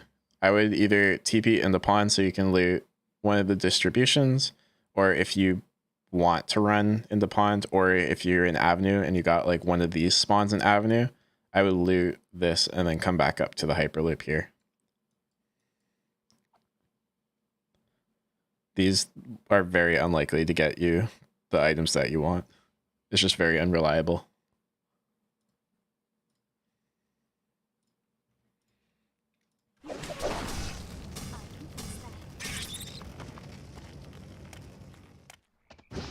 Or also if we're coming back in the temple because we didn't get the items that we wanted leading this distribution, TPing into temple kind of would have avoided this.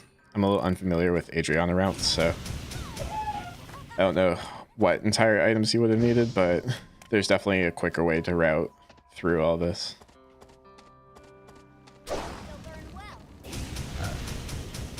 Wouldn't focus too much on boars in the early game. I know in the dev journal they are making it so boars are more of a early game clear, but they're just for meat. You can get that after you get your items. Focus on getting through pond first, especially because as night comes, this area right here becomes pretty high traffic for people going up to Temple Tree.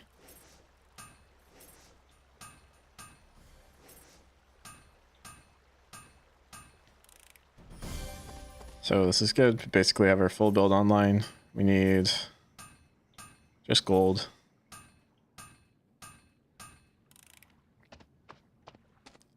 While you're here, I want to see the bears. That's good. Make sure no one's around. There's a bat right here that you can grab a camera from if you need. I like that you're grouping the bears up together. That's good. Here's pretty much where you could have gotten your meat if you're going to take the bears here anyway. So I wouldn't worry too much about the boars until you after your full build. And like you will, because you're going quick enough, Adrianna has a pretty quick build. You will have time to take the boars anyway, and you'll just take them faster because you're full build. But we're still on good time.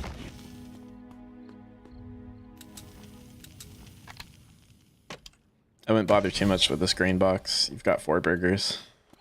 Green boxes are kind of like last resorts for food. Grouped up the chickens. This is good. I like this path. I wouldn't E, or at least be careful Eing to farm camps. That's your escape ability. Like you probably won't get punished too often in the early game for using it, but just be conscious of if there's people around. One of my favorite paths for finishing pond, if you're not taking temple tree, is doing the bears here, coming down to these wolves, coming across here, coming down into factory, taking the dog, the boar, and then the wolves here, and then TPing into battle zone. I think it's a really strong path. You do have to watch out for Bianca, likes to farm out hospital sometimes, and you will have to watch out for 11. I think they come factory into hospital as well. People like me tend to come hospital night 1 to farm 2. Jinx, as we saw, temple tree is so free. I'm surprised you don't go there too. Maybe not on you. Without E, Adrianna dies to Leanna or Isaac easily thanks to their constant pursuit. Yeah, Adrianna dies to a lot of people without E. I'm not, like, I don't think it's horrible because it's not the longest cooldown. It's still long. Well, actually, it's 16 seconds. That's pretty long. I would just be conscious of, like, if there's people around. At some point, you will get punished for using E like that. We skipped the dog that's here, which is fine, but not too big of a deal. Just extra mastery. This is a good path, though. I like this path. Dude, no lie, the other day I got 2 trees in a row on Zero. Jesus. Early game 1.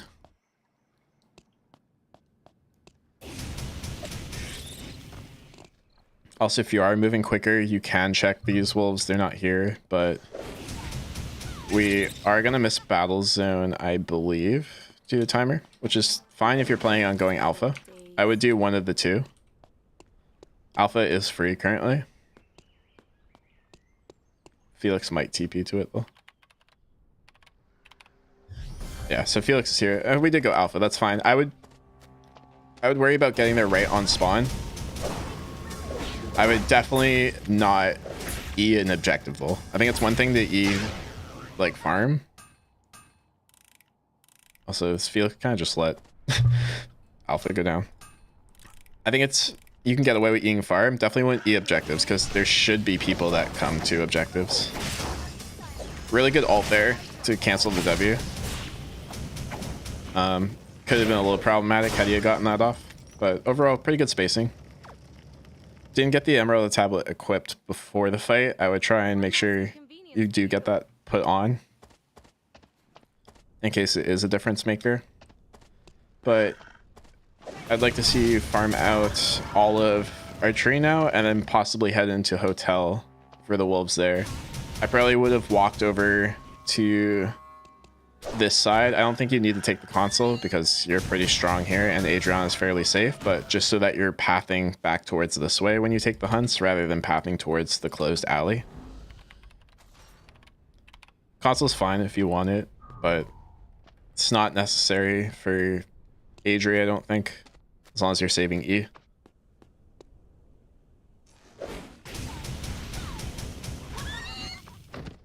It's a toss-up between saving 3 seconds of travel and 5 minutes in queue. Yeah, that's a real good way to put it, to be honest. One less inconvenience for you. Good that you got all the hunts here. More interesting.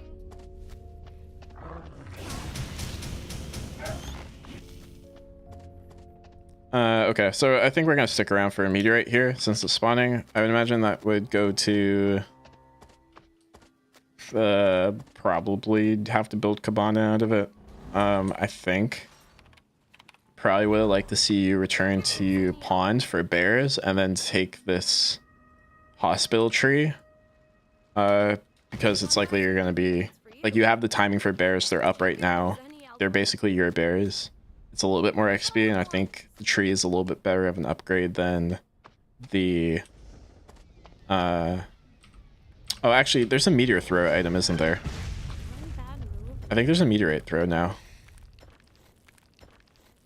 What's this item called? I don't remember what it's called, but if that's what you're building, then that makes sense. Is it a moonstone item?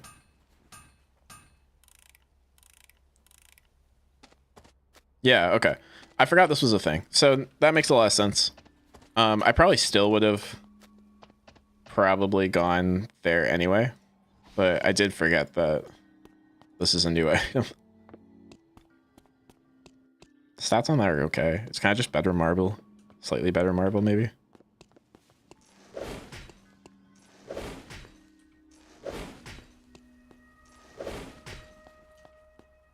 Yeah. I think they've kind of steered away from like the sticky bomb fireball route for Adrianna. Like some of the top Adrianna players, but you also have 112 credits. You could call in Fourscore here.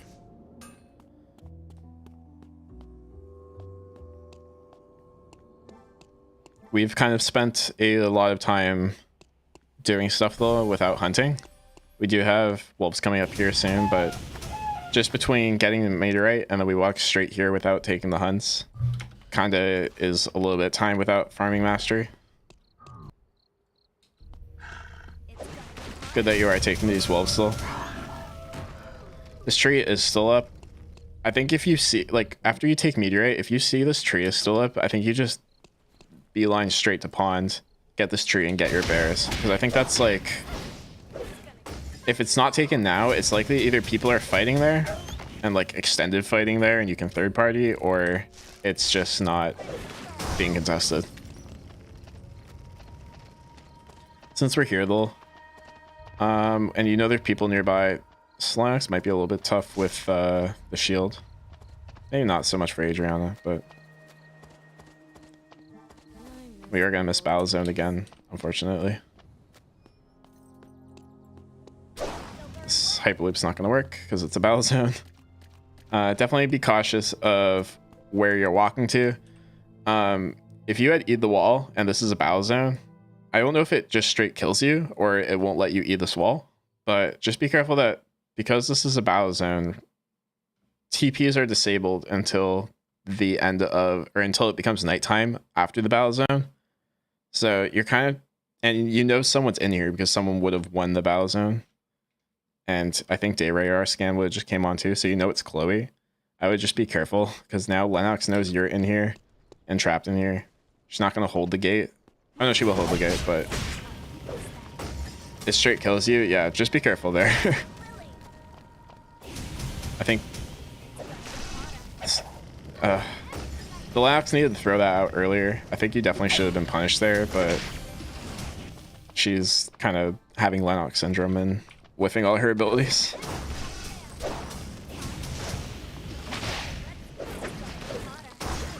Good play there, I think. But yeah, definitely leading up to there, just be a little careful.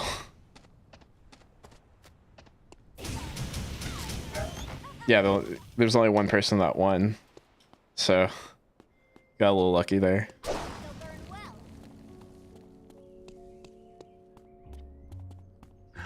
Return here, wolves are up. Would like to see you take them. You should hear this I believe, so you know she's taking them. Try to get your W a little bit in front of more. It's just a mechanical thing that you'll get from playing more Adrianna.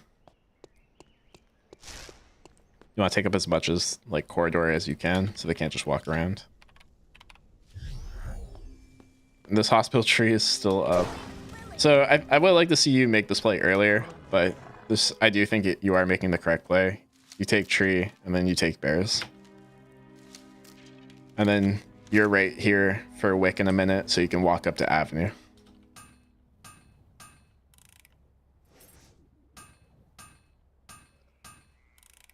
In an alternate universe, that E killed them. Yeah, 100%.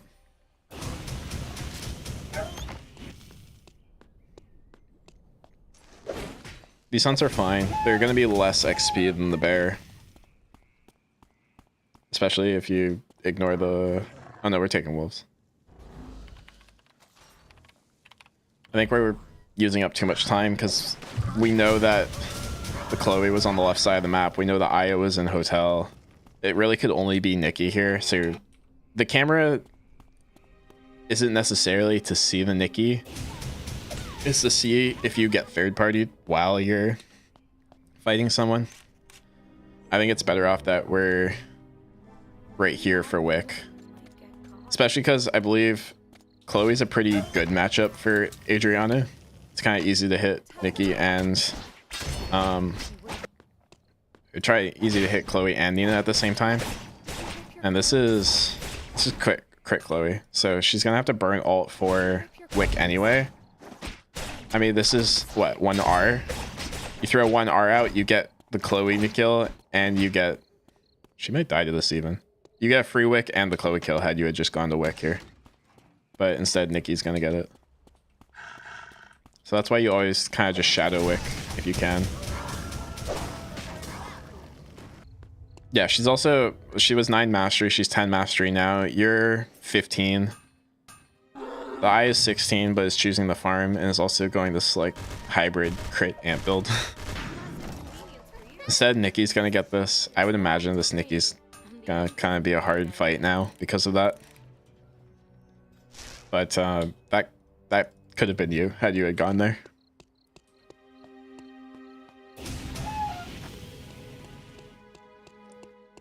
Yeah, there's no possible way Chloe should get that wick there.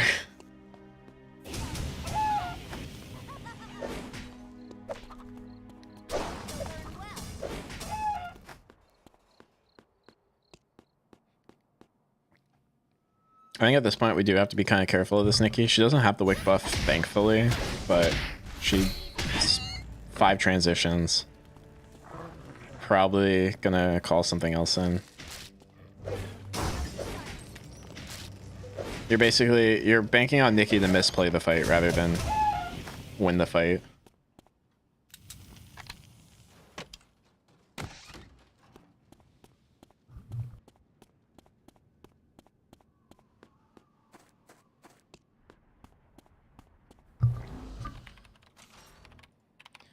Will you get the wick buff after killing someone with this buff, or will it disappear? It just disappears. There's no transferring. Thank God. That would be a little problematic, I think, if it did.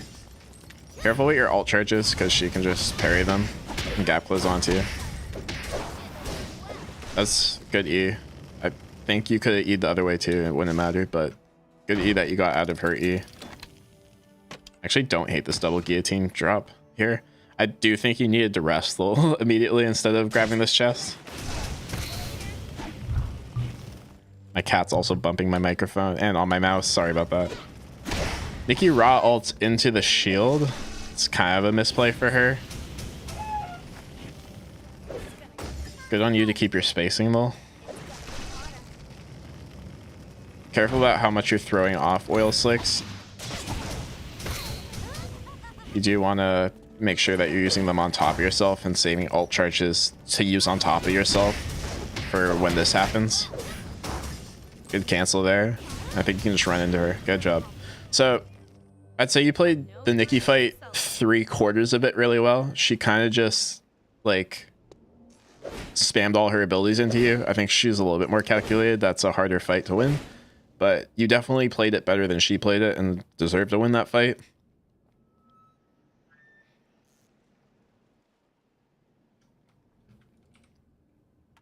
And this Aya should be a pretty free fight, I think. Unless she just like full on Aya's you and just like kills you with auto attacks, I don't think she can kill you.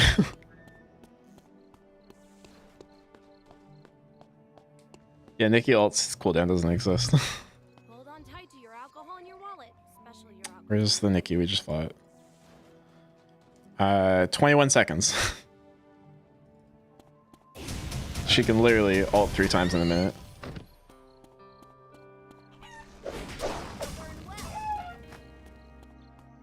Hi, Mene. We went over your replay earlier. Yeah, it's 21-second cooldown. It's not very long at all.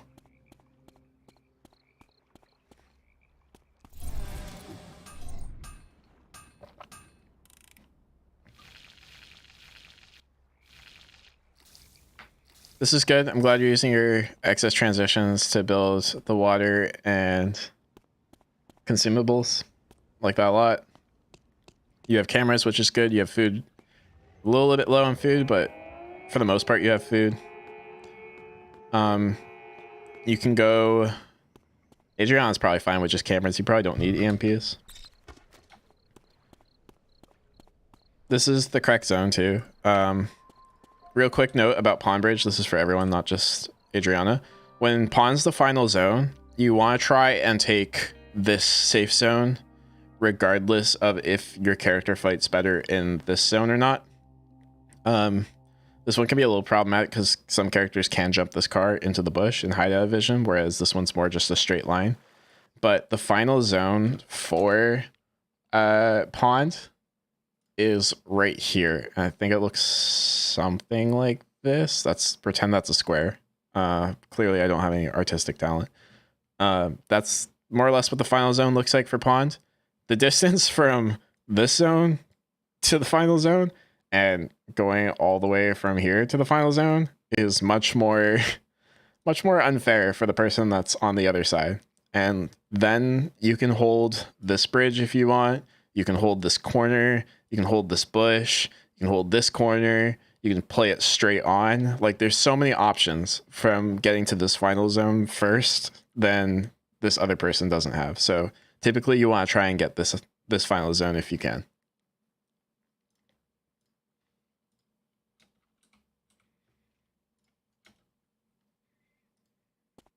I don't think there's anything else you can do. Yeah, also I shouldn't be there because there's 2 people left, so safe zones won't trigger. Good point, Jinx.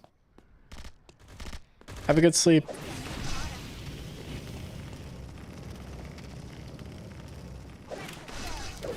So this is really good that you're holding the bridge. This is the correct play. Typically you'd be here anyway if there was more people left. There's not much I can do to get around this bridge. She's just going to have to run through your fire. That's going to be the outcome for most characters that have to do that. So good job holding that bridge. Definitely the correct play. You didn't have to tell me if you were already this good. A final zone video guide would be a great idea. I thought about like doing it, a final zone for like how to play each final zone in each zone. The problem is that they're kind of trying to rework how safe zones and final zones work. So I don't know how long it would last. Maybe once the map changes into like a more finite version, I could do something like that. But for now, I think it would just become outdated in 2 months, unfortunately.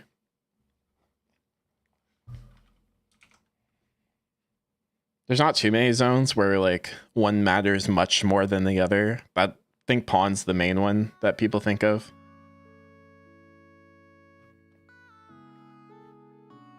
Here, I hit that in a reverse, yeah. So we have one more replay. We have MeepMeep. Interesting. I do recognize that name. Felt like I could only rat that game. What should I have done or could have done to help myself? Thank you. Okay. I will look at this game. However, Meep, if you are here, if you remember the game that we had yesterday, you were the Cathy player. What you and the Sua were doing in this game is 100% teaming, and you need to, like, whether the Sua was like teaching you how to play maybe, or like showing you like specific stuff in game, you can't be doing that. Like that, you can't trade transitions in game with another player. You can't like watch someone like fight after like basically just 2v1ing your fights. That's considered teaming. I'm not going to show the replay of it, but just know that that's very much bannable in Eternal Return, so don't be doing that. You also have matching names, so it's kind of obvious that it's like you two know each other, but just don't be doing that. That's definitely qualifies for a ban. I'm still going to look at your replay, but just for the heads up. Yeah, I got teamed on pretty hard yesterday by those two. It's a little unfortunate, but it does happen.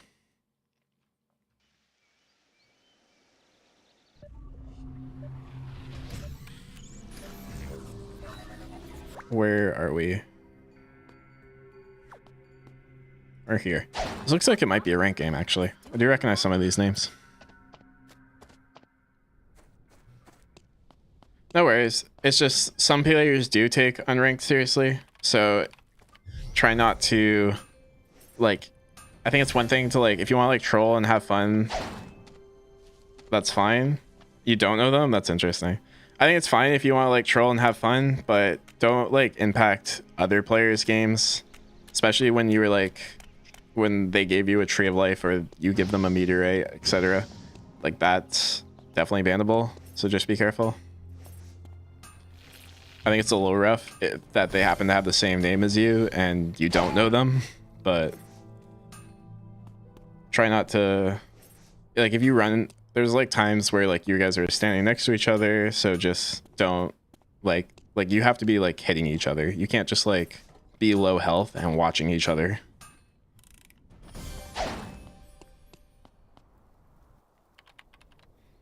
This is good off the start here. Good loot for this zone. Good loot through Uptown. I like your pathing so far. Top spawn in alley. If these were already looted, these don't look like they were looted. So same thing as, oh god, there's a Narcissella.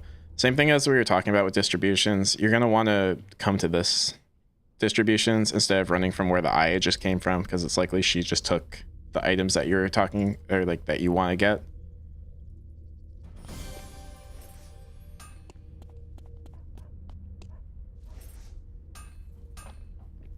Yeah, it's just like some players will take it seriously, right? And like, I'm not necessarily like mad about it, but some players will take it harder than I did. I just want to ask if it's possible to see others replay when they play on other servers. Yep. It doesn't matter what server you play on, you can still see replays. The only thing that impacts replays is if it's the next patch cycle. Once the patch crosses over, you won't be able to see the previous patch's replays. Yeah, so we're spending a lot of time here in alley just because of how we looted. I think if you had come and gotten these boxes here, like they're all full, you definitely would have been out of here faster. Wolves are fine because we've been here so long, so it is a good play to take these wolves. So you're keeping your mastery up.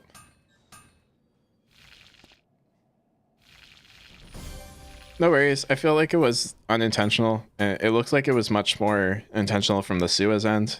So just if you do, like, I wouldn't be surprised if like you get reported for that kind of stuff. Players will be a little bit more sensitive to it.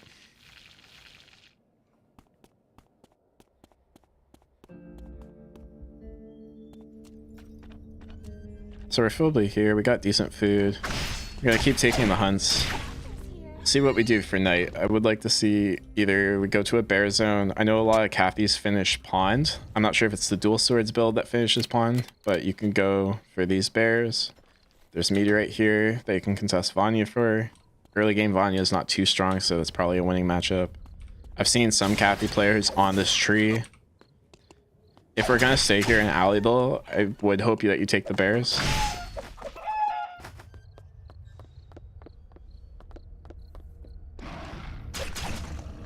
Yeah, it's a little unfortunate. The Uber Eats, as it was called back in the day, is kind of qualifies as teaming, so it's better to just not do it.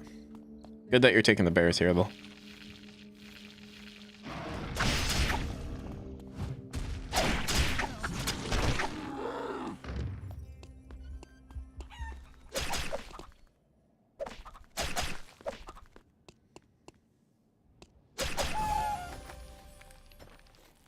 It's always the Sylvias? Interesting.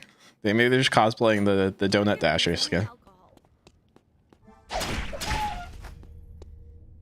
You do have an abundance of food. I think you're a little bit overkill on food here. I don't think you need this much food, especially in the early game. I would focus on getting hunt rotations down rather than making this much food. It's good that you took all the alley hunts, basically. I would like you to look for maybe 1 or 2 more zones to farm out. This archery zone won't be up because of it being night, but maybe look to temple bears, or like go temple bears, alley bears, or pond bears, temple bears, or even the same pond route that we just saw last game where you went pond bears down through hospital and then into factory for the TP.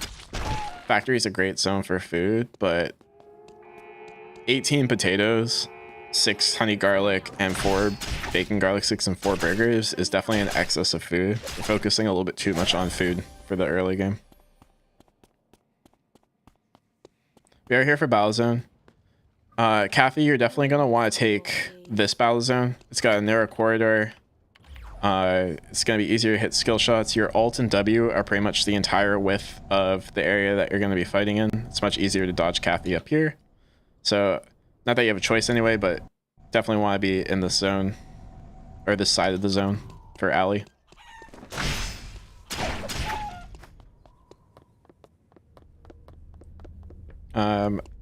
Just because your timer does start at 0, like it's going to cost you more timer to run up and get these rather than just go straight to the zone. So make sure you're getting to the drone right as it spawns, just to avoid doing that. Pawn is kind of scary for me, hard to fight in. It can be a little bit, especially for early game Cathy. That's going to be, I think, more of a confidence thing, though. Okay, a little bit of mechanical stuff on both sides. Laura missed W, which was kind of your engage. She loses a lot of damage when she doesn't get her merc down. Also, Laura's bread and butter is basically EQ, and EQ, like the Q part of the EQ combo is kind of a self-stun. So that's like when you want to look for suture. Also, this pink bar here is her thrill meter. When this is low, she can't dash, so that's another indication of what you want to look for to try and suture. Raw suture is going to be pretty hard to hit on Laura because it's almost reactable to the animation. Also, aggroing these wolves, Laura has all AoE abilities, right? With Q, well, not all AoE abilities, but Q and R are AoE abilities. That's going to be hard for her to fight in these wolves without aggroing. Basically, stay around this area, watch where you put your W, and she'll probably aggro. We are gonna run out of timer here. I do think you might have been able to, I can't go back on the replay because replays are broken, but you might have been able to raw ult when you were fighting here for the kill, especially because she can't move out of the way to dodge it. That's just gonna be an experience thing, though. You'll get that and pick that up as you fight more with Cathy.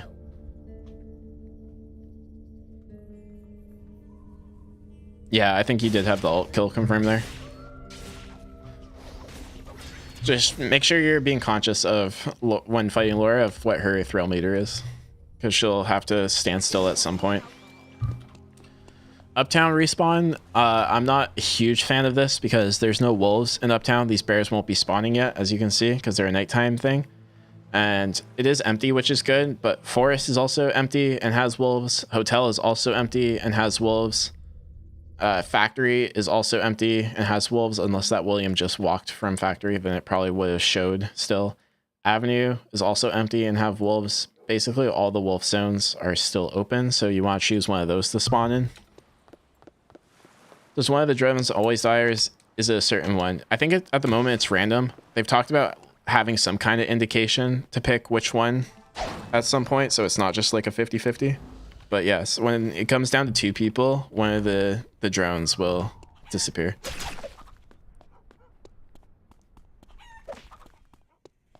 Also, give me 1 second, guys. My cat is currently climbing on the wall, and I need to get him down before he knocks something over. My apologies.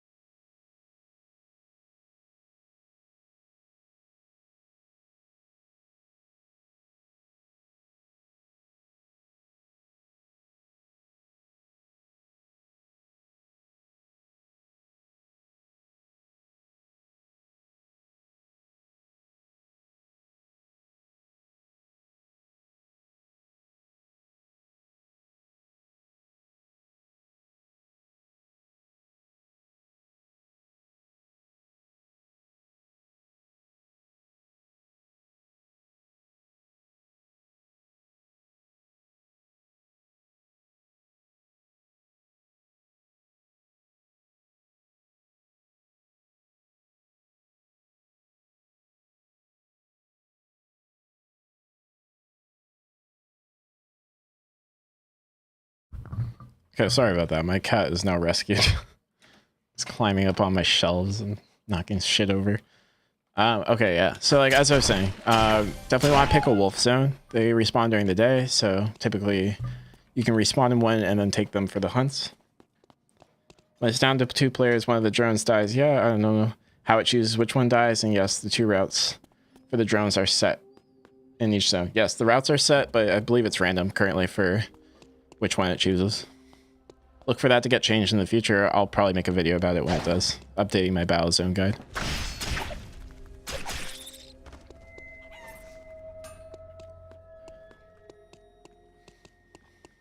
Also, okay. We're in factory now, which these hunts aren't going to be here, but I think we could just respawn in factory and we've gotten the same outcome. We got a bat and a few hunts in Uptown.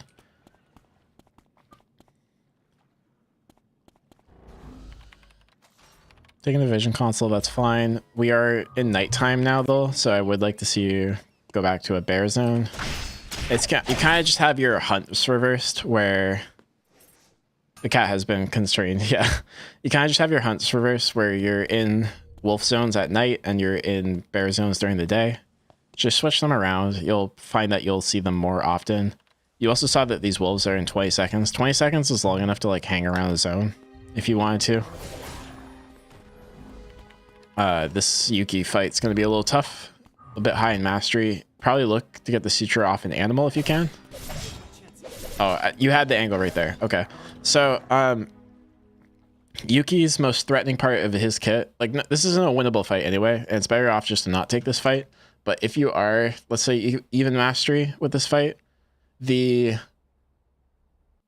Yuki E'd into the boar and Q'd the boar and lost all his cufflinks, which is his main damage, and CC, and has no dash anymore. So I think if you suture off the boar, or off the dog rather, and stun the Yuki, EW is at least a very good trade here to gain some mastery, and you can Q away if you want. Or if you are even in mastery, I think that's your best possible outcome to try and get this all in. So just be sure that you're looking for opportunities as they come. That Yuki, if he wasn't as strong as he was, definitely should be punished for misplaying like that. But he has 2 transitions and up 4 mastery, so a little tough.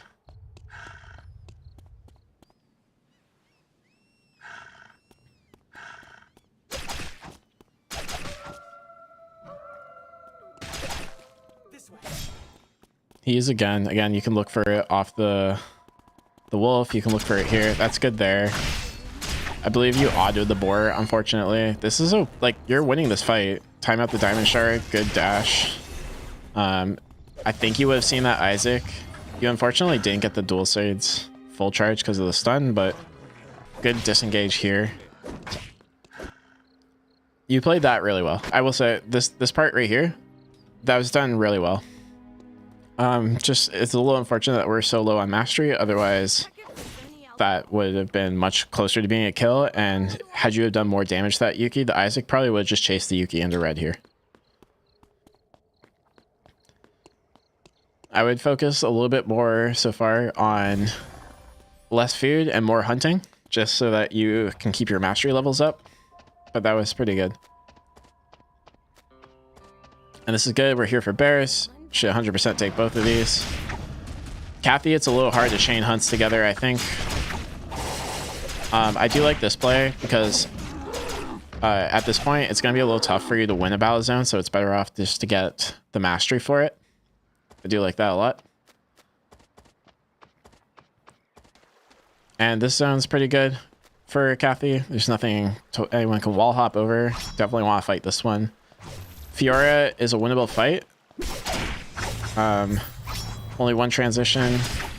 Make sure you get the wall stun. It's because it's a narrow corridor. I think once you get the stun, like the wall stun, that's when you want a dual swords rampage. Oh, you have the timer. Careful. Make sure you're paying attention to the timer too. But as I was saying, once you get the wall stun, that's when you want to put your dual swords rampage on, because you're pretty much guaranteed to get the second part of it off the stun. And then right there, just be careful of the timer. You ulted back in when Fiora was losing timer. Just be conscious of that. Now you're a losing timer. So had you have had ult right here, you probably could have just finished her off. You like third partying? Yeah, there's nothing wrong with third partying. It's just not a viable way to play the game completely. Third partying is definitely a part of Eternal Return, and there's situations where you're gonna have to third party, but at some point you're gonna have to go for the kill on your own, especially playing Cathy. Cathy is an assassin character. Your whole thing is kind of getting kills. She's not really a great character at making it to the end. She's not great at like playing in the final zone. She's very reliant on her ult and her other cooldowns. If you want to go the third party route or play a more passive like game style, you know, if you want to cook specifically, shoot guys right there. But Cathy's not, like, assassins in general just aren't really the type of character to wait for other stuff to do to make plays. She's a very feast or famine character. Yeah, Cathy goes from not being able to kill anyone to only needing 2 abilities to kill people when she's ahead. Calling in items in a zone where Omega has spawned is super risky because there's always likely to be people here for the android. As you saw, the Mai is hiding in this bush. Suture's a little telegraph there. Mai's gonna pull off. Be careful fighting her when she has pins.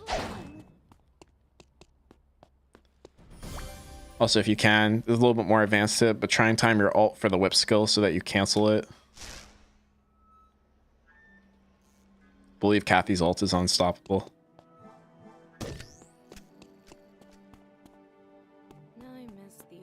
Oh, maybe it's not actually. Okay, don't take that tip. It doesn't look like it's unstoppable.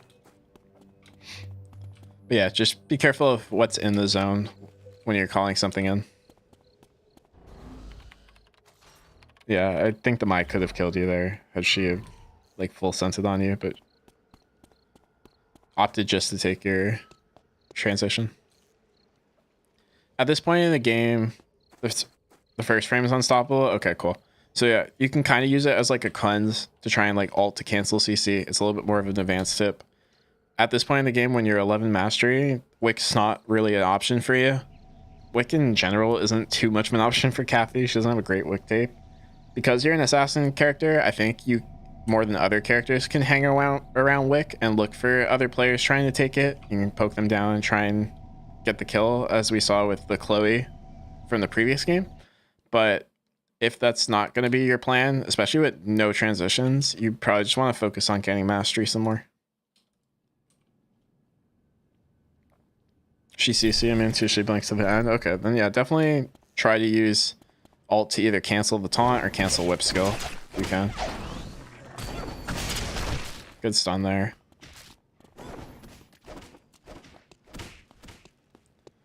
You're gonna want to try and get out of this zone though. TV in the dock, I don't hate the play. Like I said, just shadow around Wick. You can't really take it yourself. Free meteorite is always nice too. These two look like they're gonna fight at some point. Once this Elena triggers it though, I think that's when you can start to walk over.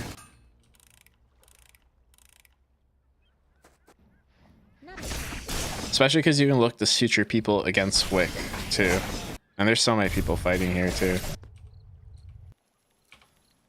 Careful with showing yourself. This is good. I like that you're waiting in the bush. Let the play develop.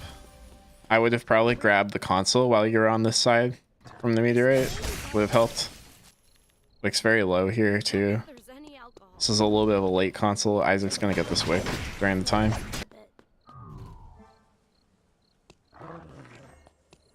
I think you can definitely go for this. Oh, okay. So I don't hate the trap idea. I think this is, especially because it's a claymore, this is a really good trap. It's a little bit too slow. I think because you can see Yuki coming around this corner. At some point, like once Yuki gets to around this area, he's going to be able to hear the trap regardless if he can see you or not.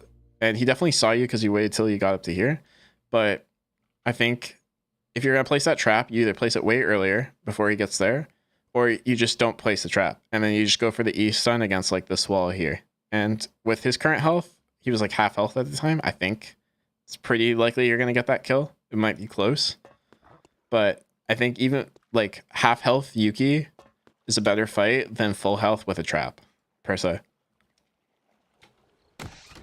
Especially because he's two-handed sword and he can't like, or he's not two-handed sword rather, and he can't parry your ultimate. Free gold chest, which is nice. The Isaac should 100. Oh, Isaac's gonna go for this one. So nice that you get one here. It's unfortunately Pegasus. It's not gonna really be worth it for you. Careful about using dual swords to farm on animals. It's a decently long cooldown, and it's kind of part of your escape on Cathy.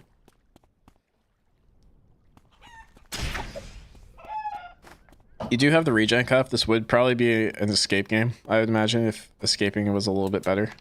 I still don't know. I can't tell if escaping is ever worth it or not.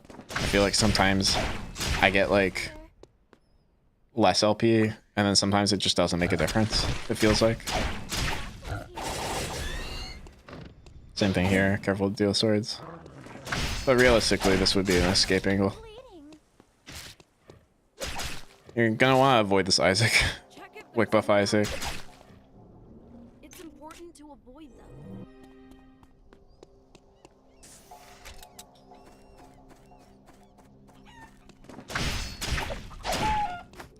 This current playstyle, or like the kind of playstyle that you had throughout the game, is kind of the playstyle that you need to have now. You just can't really start that at the beginning of the game. Like once things start to fall behind and you're only in one transition on day 4, that's when you kind of play this like third party playstyle, even for Cathy. But until then, Cathy, you do have to be excuse me, sorry. With Cathy, you still have to be a little aggressive. I like that you're waiting here because you know the Isaac is above you. I wouldn't attack him if I were you. Yeah, just let him pass. That's good. He has Tonfa skill. He's got Wick buff. That's not going to be a winnable fight. And he's going to get onto this Yuki.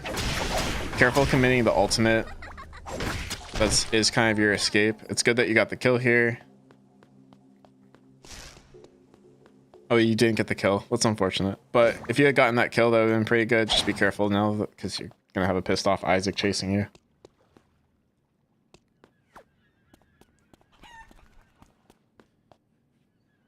In Eternal Return, because like dying, you only got one life, right? So nothing in this game other than like the final kill is like worth dying for in itself, right? Like it's a little tough at times. This is a really risky call in because Isaac knows you're in this zone. He could just walk up and I think he is going to walk up and fight you, but just be careful of the position that you're putting yourself in, then trying to get one kill. I'm surprised that Isaac didn't just run at you. That Isaac definitely should just saw this and ran up there.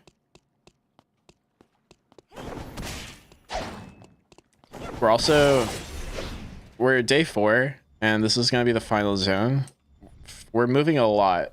Like, the less zones that are open, the more concentrated. Like, there's only 3 players left, but if this were like 4 or 5 players, you typically don't want to be doing too much movement around the zone, just because you're more likely to run into a player.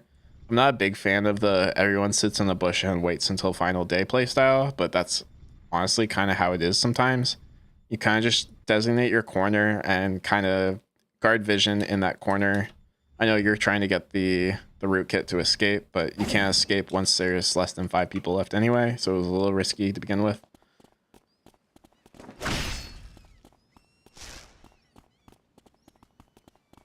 This is like, it's a 20 mastery to 13 mastery fight. It's a little unfortunate for what you can do at this point.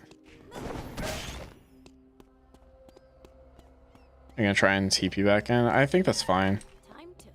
That's probably actually the right play. So that Mai's gonna hold the exit.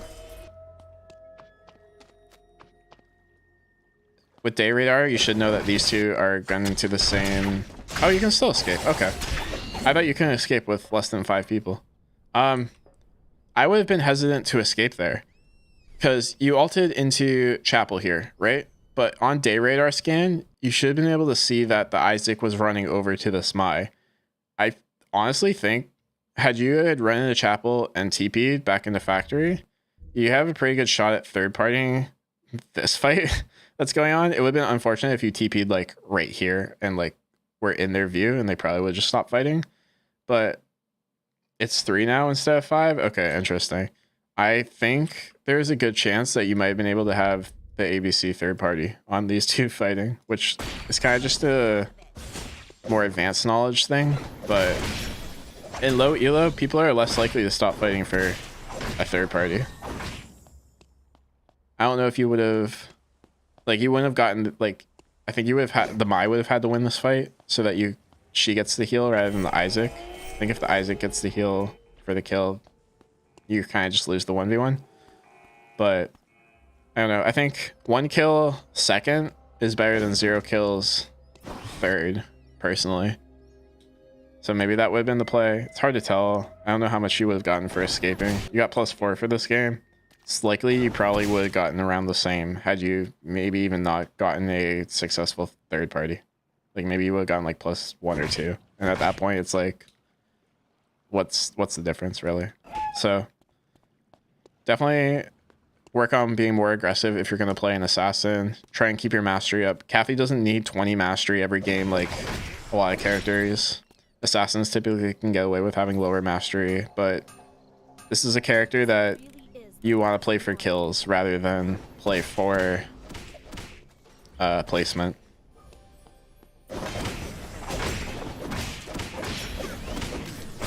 We'll watch out the final fight. Why not?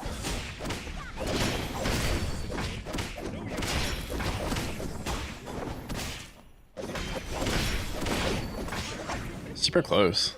It's a lot closer than I thought it'd be. Important to avoid them. Wow, congratulations. A drink to celebrate. That's, I think, the consensus, Jinx. Like, I think it's just like you get like kind of a reduced version of what you would have got had you stayed in the game.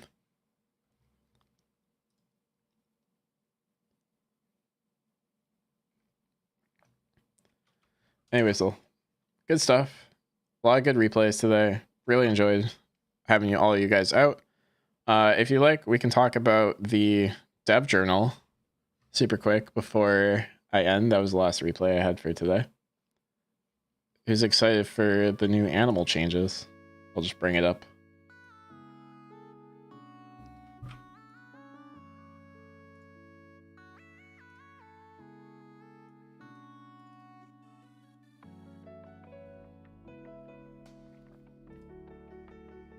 I know I am.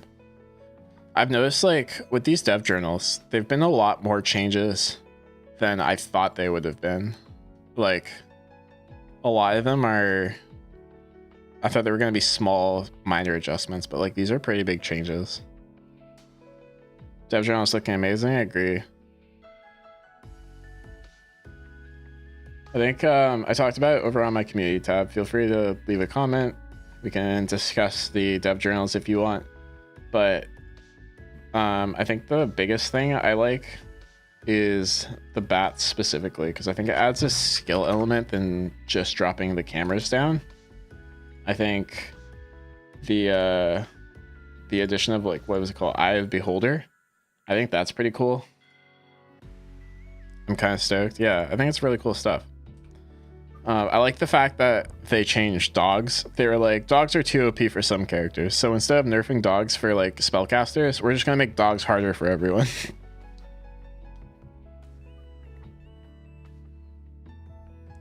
They're supplementing existing stuff, not changing. Yeah, I think they're changing a little bit. Like, I think the idea of like hordes are enough to be considered a change. I think herds. I think herds are cool. Campfires, yeah, I'm really excited about campfires too. Everyone that I've tried to get into Eternal Return from like my friend group, the one thing that they've like loved doing is cooking. It's so weird. Like they love going around making different recipes, and I think campfires are really good for like the casual player experience for doing that. And it simplifies recipes a lot too. Fighting game? What about fighting game? Is ZR making a fighting game? Or is it like the gacha game? I don't know if that'd be considered like a fighting game. Cooking is generally what my friend got into it. She wanted to main 11 just for that. Yeah. Yeah, I know a ton of people that like the cooking aspect of Eternal Return. Suppose I wasn't the only one. Yeah, a long time ago, they said to make a console game out of ERBS. Did they say they'd make a console game, or is that it would just be on Xbox? Because to my knowledge, it was still going to be Eternal Return, like how it is, just on the Microsoft Store for Xbox.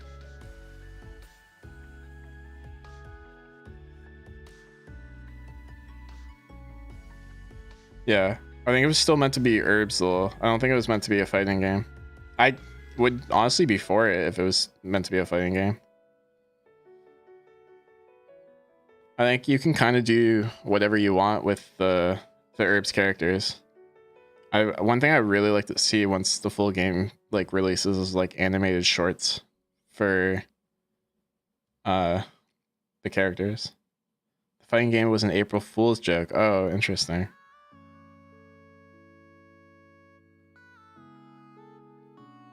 You can still see it, Nikki fighting. Okay, thank you, OBS.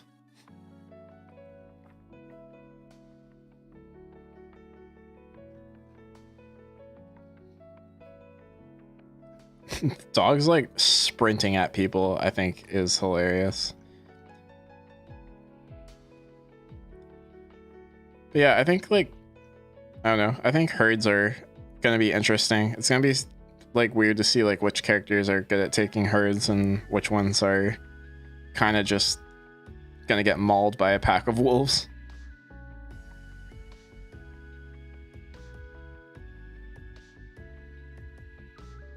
I think at some point we are gonna get the gorillas from Immortal Soul. I don't think it'll be soon, but I think at some point we might get it. I like to see it like as like a mini, maybe not like an early game mini boss, but like an alternative around Wick time. I need to read through this update. Yeah, I can link it in chat if you want.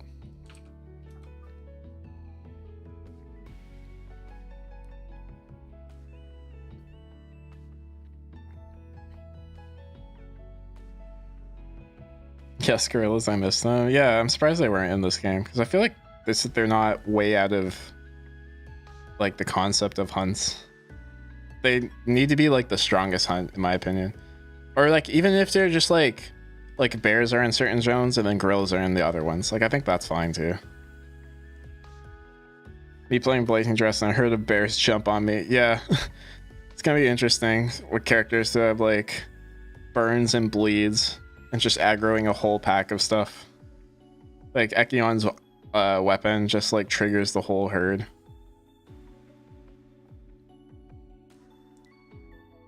Gorillas were like the second most important mob because of the food. Oh, gotcha. I like this wick change. I think it'll be cool. I talked about it on my community tab too. So the wick change is like the player that's closest to wick gets infected by toxic. And then during toxic explosion, the toxic can spread to another player. And I think it's just meant to make it harder to take in team modes. We kind of just have to like manage this like toxic explosion of both players getting hit. But I think there's a viable solo strategy where you can like pass toxic on to an enemy that you're fighting. I want to see it happen. I don't know how good it'll be, but I think there is room for that. I think that'll be cool. I'm also really happy with all the UI updates. A few weeks ago, I think, I got asked if there was like ways to see if where Wick's spawning other than like if you miss it in the chat or on the announcement. And then we have holding tab, which tells you, but I like this indicator now. You don't have to hover over the actual zone on the map to go see which one it is. You can just look at your map now. Love that a lot. Same with the androids. This should honestly just be implemented now, or should have been implemented when they released. But I'm glad we are getting it at some point. I'm really excited for what this character dev update is going to be. The next one is the first character update. I want to see if it's like reworks, if it's like updating skills. I don't know what it's going to be, but I'm ready for it. That one's coming on May 26th, so we have 3 days.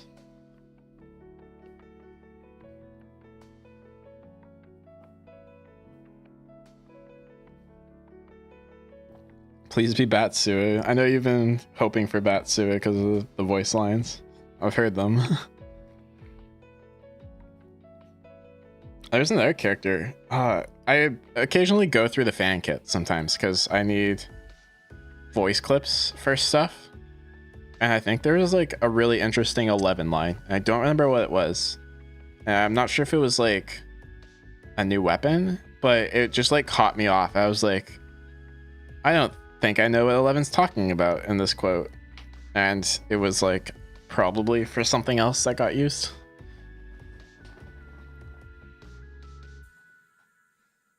Building Fang Mace since day one. It'll be exciting.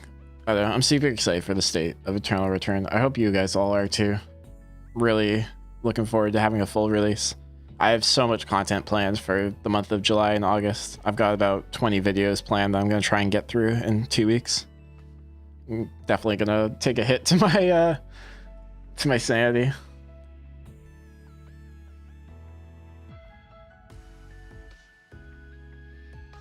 Anyways, so thank you guys for coming out. This has been Eternal Return Coaching number 2. Keep an eye on my community tab for the submission form for number 3. We'll probably get to it in a couple weeks. I try to do them a little bit less often than Play Like a Pro series. But yeah, I appreciate you guys coming out. Hopefully you guys learned some stuff, whether it was for your game or someone else's game, for your character or someone else's character, for your matchup. These will get turned into VODs. I will timestamp them after the stream. But that will be it for me. I hope you guys have a good rest of your day. I hope you get Qs. Hope you don't get skipped. May you get only positive LP gains. And that will be it for me though. So have a good day, guys. Bye. Thank you so much for coming.